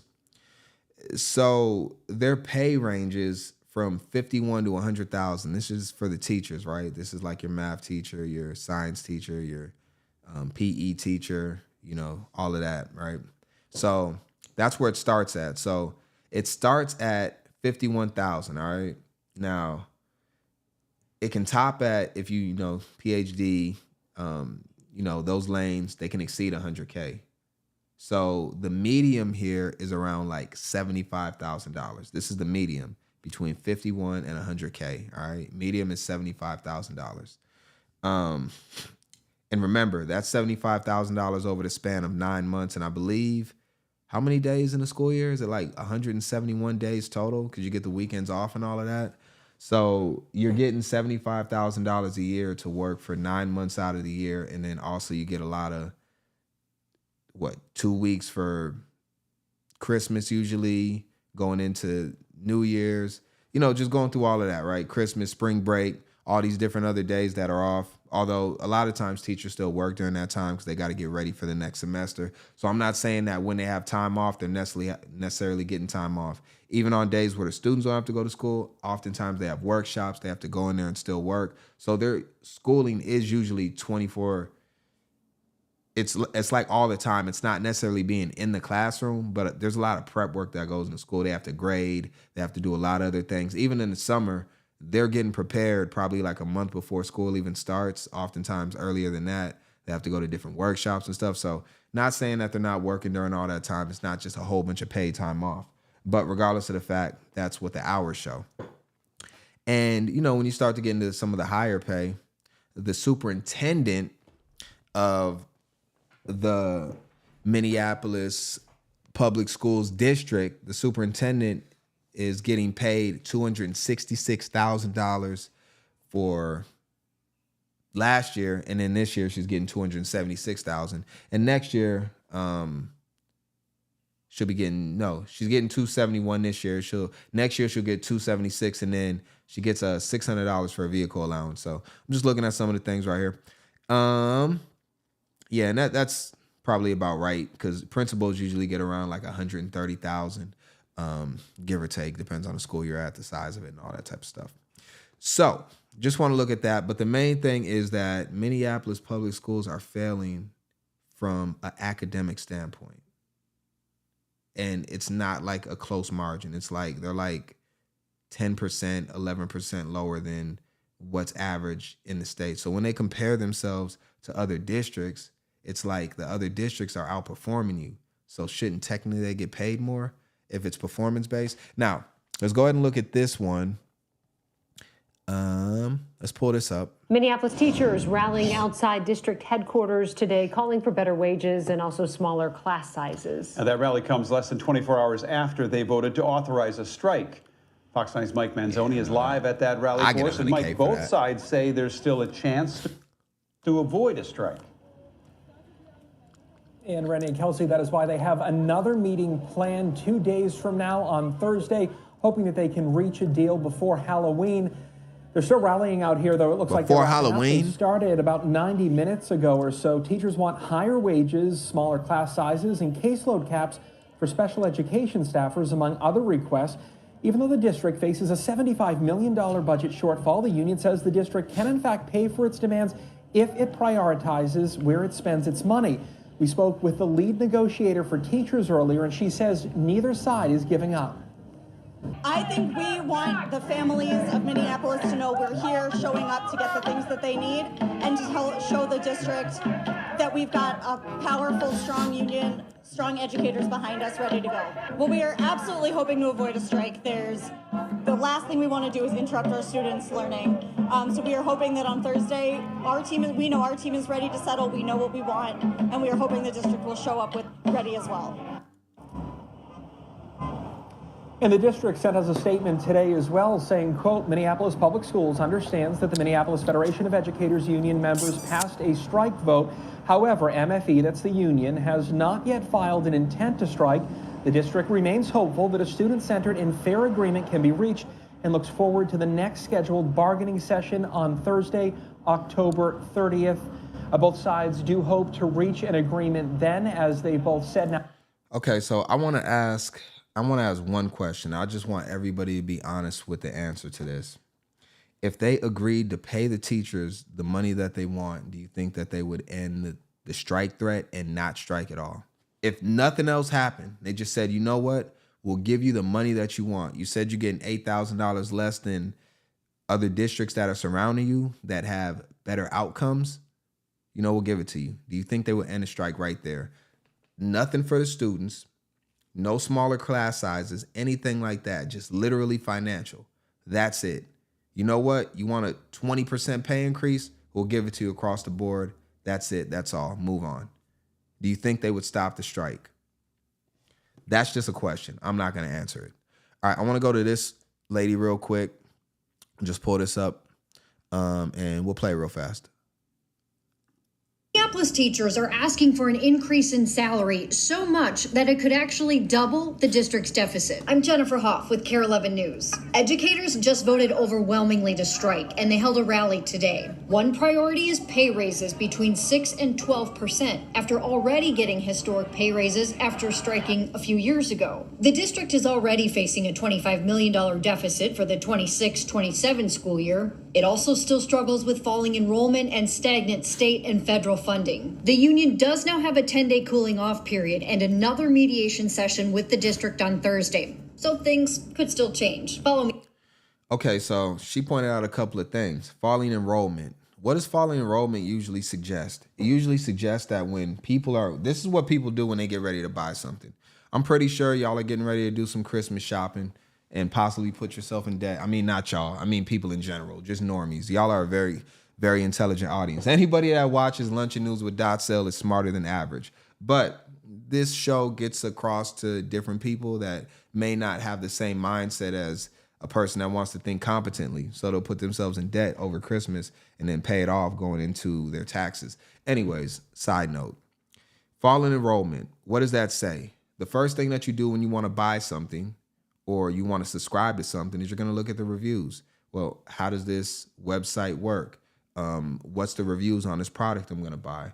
And if the reviews look terrible, like the situation in Minneapolis, as far as them having some of the worst outcomes in the state, as far as their academics, which is the most important part about school, well, that's going to be a problem. When people are saying we're willing to go out of district to put our kids in school and drive them or do any other means of transportation to get them to school rather than have them go to the school that's right next to them because we want them to get a better education, well, that's going to be a problem.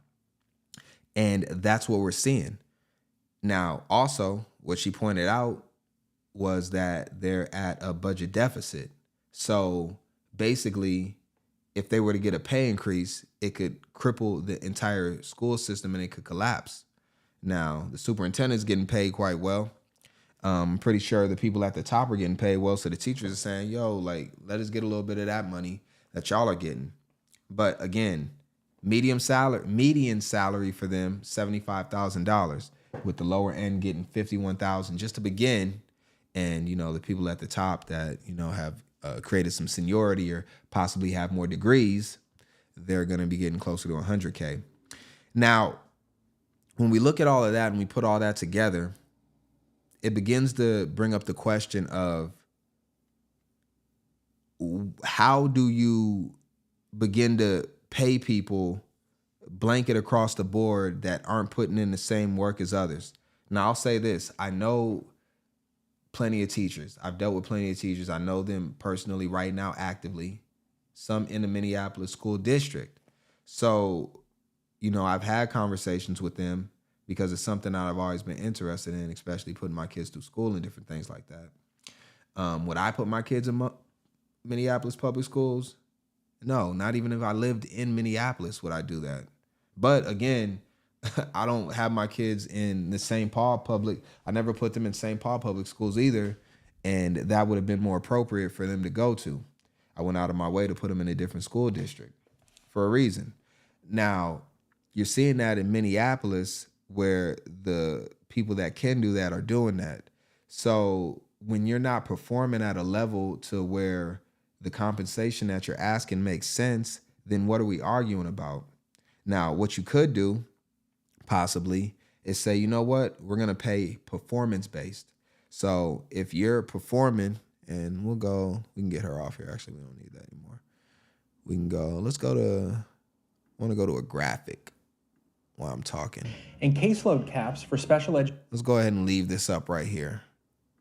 For some reason, the teachers are striking, playing instruments. I don't know what the hell's going on here, but regardless, it's cool. Looks fun. All right. Is that a donation bucket? No, I think he got his drumsticks in there. Yeah. So do you think it'd be permissible to say that we could do a performance base? This is a question. If your class is succeeding, if you're doing well within your class, then we'll say, you know what? In this situation, hold on, let me.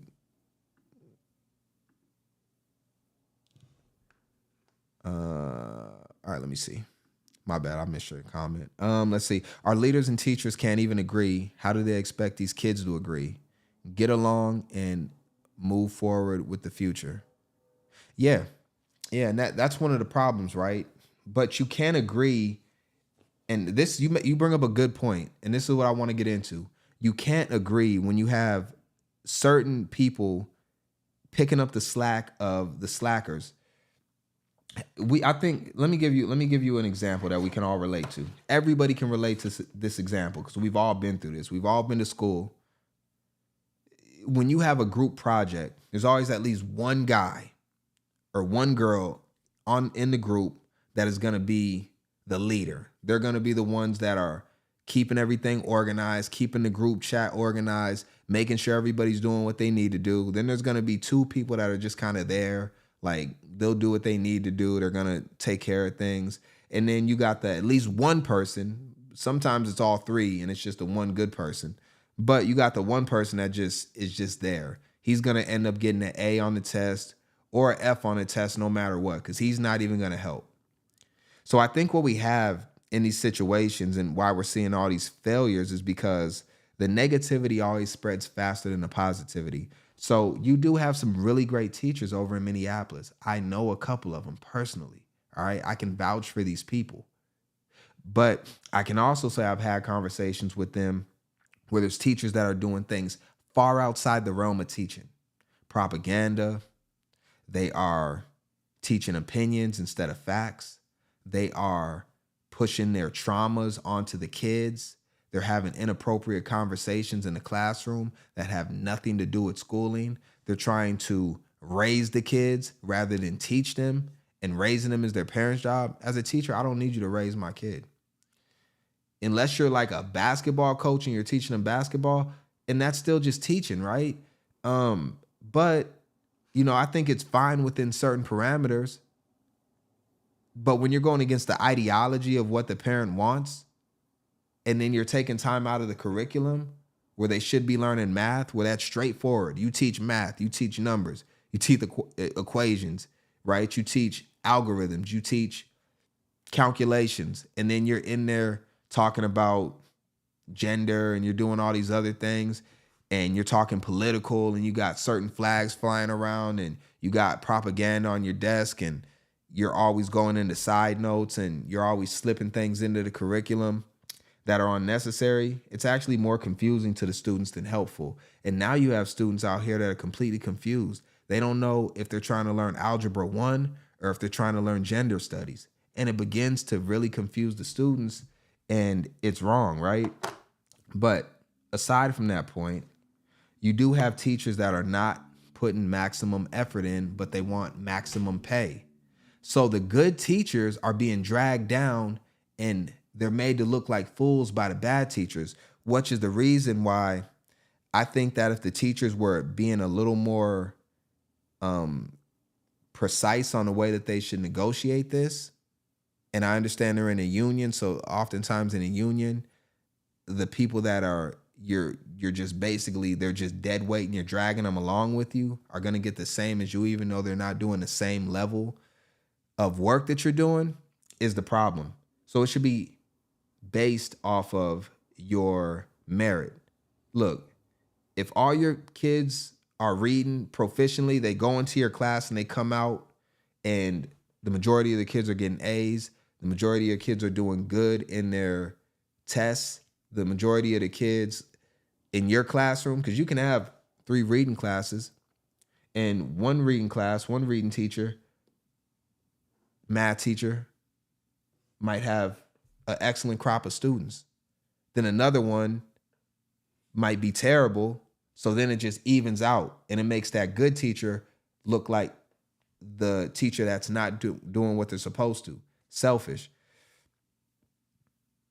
And I believe if Minneapolis public schools can get their academic levels up to that which is at least equal with what's going on statewide, and they're not trailing, 11 to 15 points behind everyone else, then that's fine. Go ahead and give them their pay increase because they're showing their worth. But at this point, you're striking and you're not giving any results. And when you had the last strike, you didn't improve after that point. Then you hired a superintendent, which, she did get superintendent a year, if I'm not mistaken. I think she got superintendent a year. I can try to look it up. So congratulations to her for that. You know what I'm saying? But you're still responsible for your situation that is going on in your school district. I want to look at, let me see if I can find it. I don't think I looked it up on here. Did I? I want to see if I can find it real quick. Hold on, I got it right here. I'm gonna do it like this because I want to look at one more thing before we move on, and just give a little bit of highlight because I've been cooking the school system and all of that, so I did want to give a little bit of credit to. Okay, I got her name right here. What is it? Okay. Is it? Oh yeah, okay, that's it. Let's see. Where was it? Do I got it? Oh, I got it right here. Okay. Yeah, this is the superintendent, Minneapolis Public Schools. I want to give her a little bit of credit because she was named Minnesota Superintendent of the Year, even though that they're not ahead in academics. We still want to give a little bit of credit, so she's right here. She's right here. She's getting paid north of $260,000 a year. So, if she gets this accolade, this is now. This is like, so they're about to go into a strike, more than likely. And on October 23rd, she was named Minnesota Superintendent of the Year. All right. So this is what's happening. I'm just showing the news. I'm not always trying to be negative towards people. I'll give them credit where credit's due. Even though that her school district is not even at the average of the rest of the school districts in Minnesota, she was still able to get Minneapolis Superintendent of the Year. So you'll see it here. We don't got to read all this stuff, but, we'll talk about equity-driven leadership and different things like that. And a lot of these times, a lot of these awards are given for different reasons than just, you know, the academic status of the school. So there's that. Even though that the third graders are reading at 50% of the level of which they should be in Minneapolis, you know, still this is what happened. So we'll give her credit for it. It is what it is. Look, people voted on it. They gave it to her. So that's what it is. I want to look at this last video, and then I think we'll move on. Let's hear what some of the teachers got to say out here playing instruments as they protest. Right. We want to keep teaching and doing what we do best, being there for our kids. Well, Minneapolis teachers rallied outside district headquarters late this afternoon, saying they are not afraid to walk off the job. Within the last 24 hours, they voted to authorize a strike against the district after failing to reach a deal last week. Fox 9's Mike Manzoni joins us. This is the most recent negotiations that have happened, although there might have been some just like recent, but this is the most recent. From our newsroom. And Mike, a strike authorization does not guarantee a strike, though. No, and Kelsey, that's why they're going to meet again at the end of the week. The goal here is to hammer out a new contract in time for Halloween. Hundreds of teachers and other educators rallied outside district headquarters this afternoon. Teachers want higher wages, smaller class sizes, and caseload caps for special education staffers, among other things. They started talks about 7 months ago, but haven't reached an agreement on a new contract. Even though the district faces a $75 million budget shortfall, the union says the district can in fact pay for its demands if it prioritizes where to spend its money. We spoke with two educators, including the lead negotiator for teachers, about where things stand now. We do need to look at where all this money's going. $75 million budget shortfall. A lot of it has to do with enrollment, I'm sure, because a lot of parents are saying, look, y'all are like, the schools ain't safe. Y'all got segregation within the schools like it's the 1940s. And then also, like, y'all ain't even teaching the kids correctly. Like, listen, we don't want our kids going to Minneapolis. We're going to go ahead and go. We're going to go out of district. We're going to pay the extra money to go ahead and send our kids to anywhere else but a Minneapolis public school. Now, and why it's important. Well, we are absolutely hoping to avoid a strike. The last thing we want to do is interrupt our students' learning. So we are hoping that on Thursday, we know our team is ready to settle. We know what we want, and we are hoping the district will show up with ready as well. I am lucky to have a husband that can also support me, but if I did, I don't know if I could make it on just my salary. And the district sent us a statement today saying, quote, Minneapolis Public Schools understands that the Minneapolis Federation of Educators Union members passed a strike vote. However, MFE, that's the union, has not yet filed an intent to strike. The district remains hopeful that a student-centered and fair agreement can be reached and looks forward to the next scheduled bargaining session on Thursday, October 30th, just 2 days from now. Okay, so yeah, so then nothing happened today. They got another meeting tomorrow, so we'll do an update on this tomorrow, actually, because I'll be interested. It won't be a whole segment like we did today, but we're going to follow up on this tomorrow and see what's happening for sure.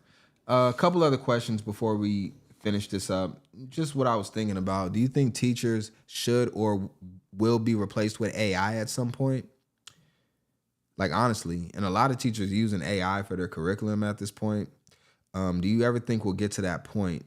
And it can't be widespread. You're still going to need teachers. But to the point where, because, listen, they're saying that the classes sizes are too big and it's too difficult for them to be able to maneuver with all these students at once.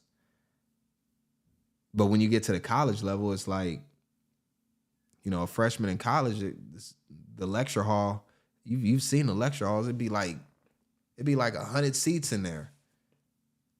And you got one instructor and he's teaching 100 students at once. So, you know, I don't think the class sizes are bigger than like 30. Aren't they capped at 30? I can make sure. Let me ask real quick.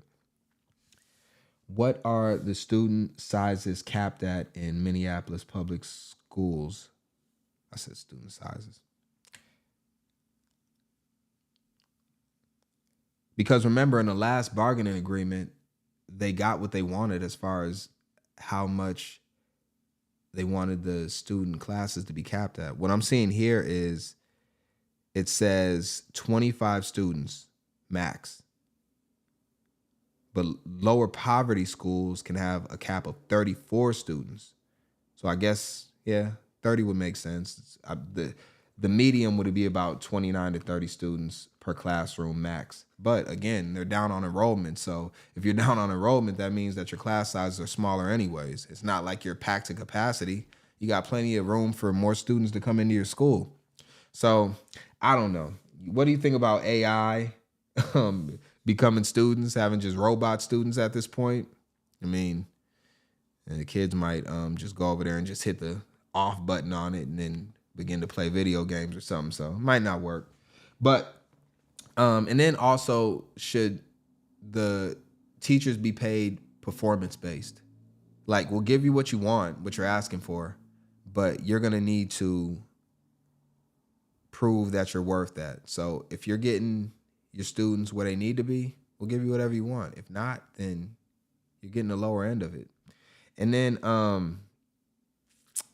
yeah, I think they should be reimbursed when they do extra stuff. Because I've talked to teachers and they be doing like extra stuff and doing it out of pocket. And it's like, then they're like, we don't even get reimbursed for that. And I'm like, I think that's wrong. So you're saying the teachers are selfish. Yeah, you don't really hear a lot about the students from these teachers. I think the main thing that they're arguing is pay.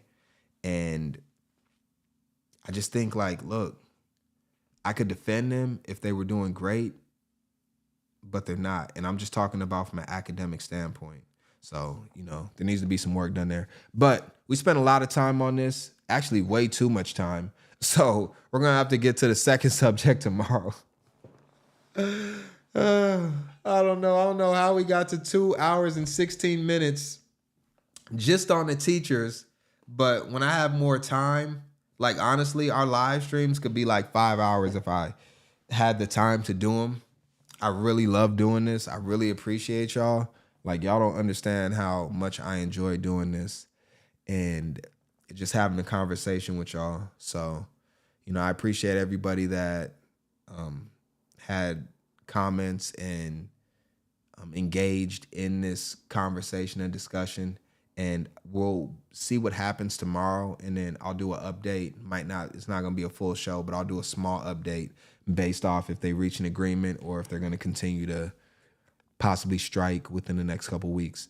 Let's get to our positive story of the day, because we always end on a positive story, no matter what, under every circumstance. All right.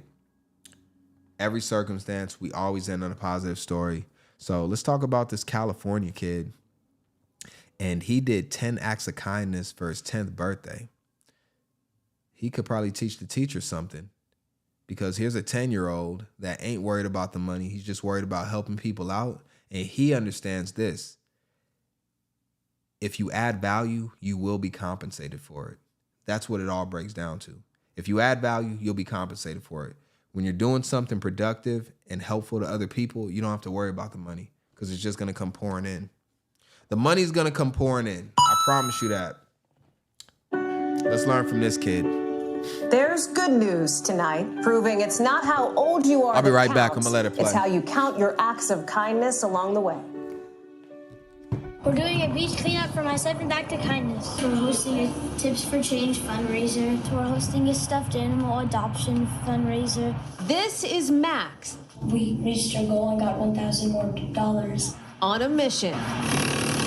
From building a playhouse for a child battling cancer, to shooting hockey pucks, to raise money for the victims' families from the DC plane crash.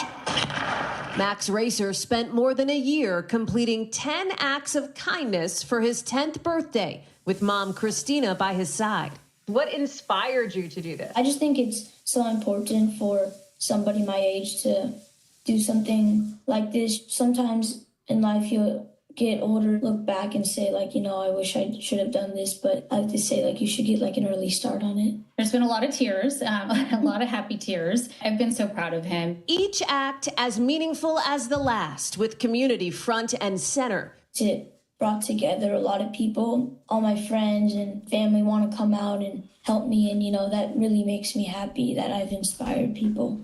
Inspiring others just like he was.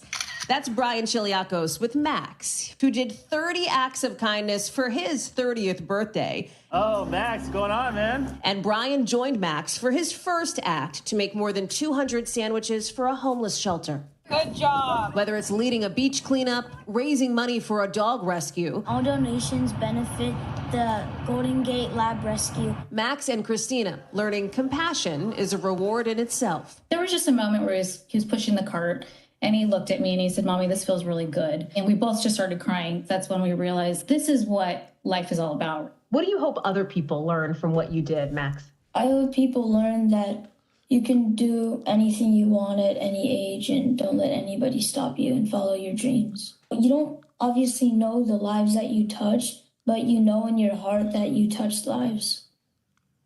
And Max says he still plans to keep up acts of kindness even now that he's 11. Thanks for watching. Stay updated. Max ain't asked for a single dollar. The one thing Max didn't say is I want money. Not once. He ain't bring it up at all. Did he say anything about money? Nah. He said it feels good to help people, just to be a good person. And Max is going to be extremely, extremely successful in life. I can guarantee it. I can tell you right now, 30 years from now, Max is going to be extremely successful, not only from just a standpoint financially, which he'll do very well there, but from a spiritual standpoint and everything else surrounding it. Guaranteed. You can see it. He's already proven it at the age of 10. And, you know, from what we've seen earlier in the show, the contrast of what Max is doing rather than adults is insane.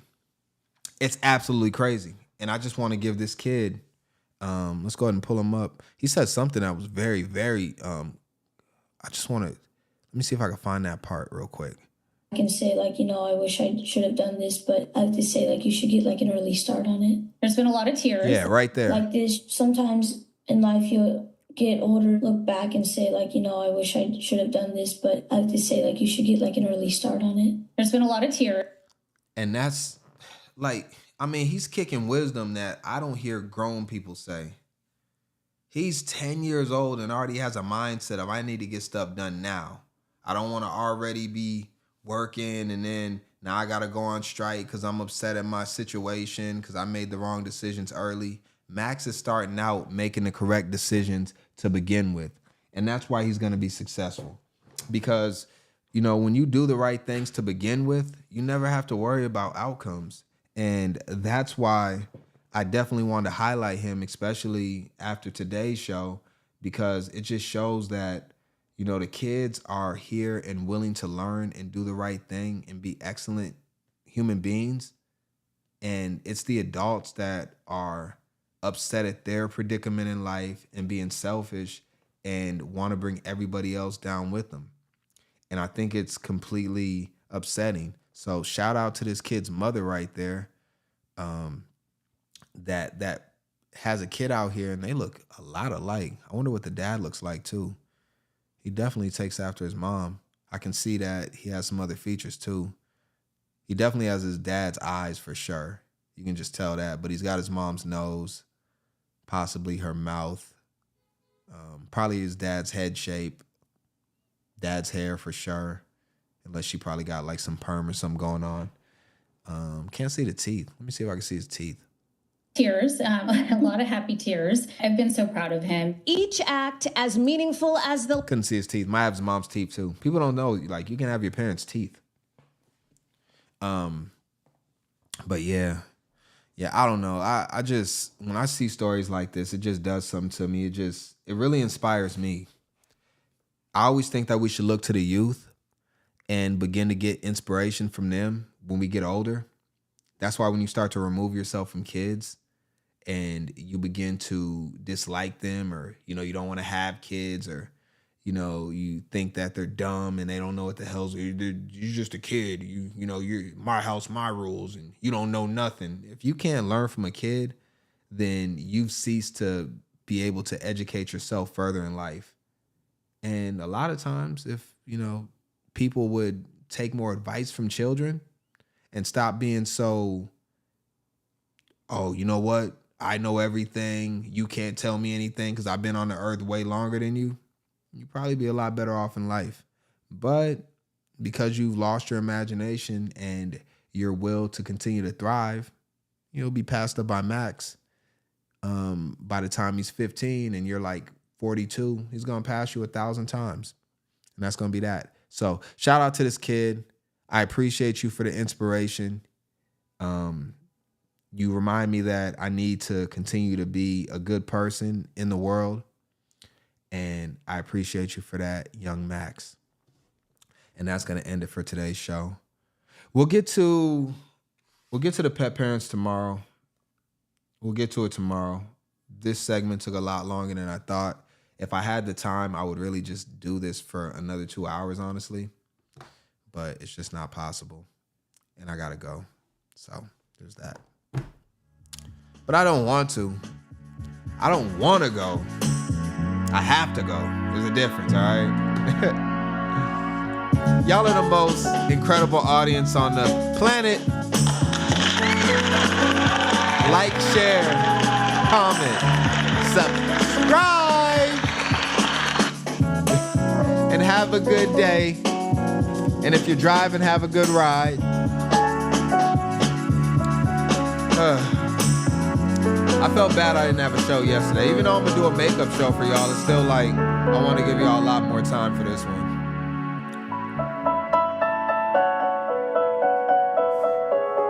Peace.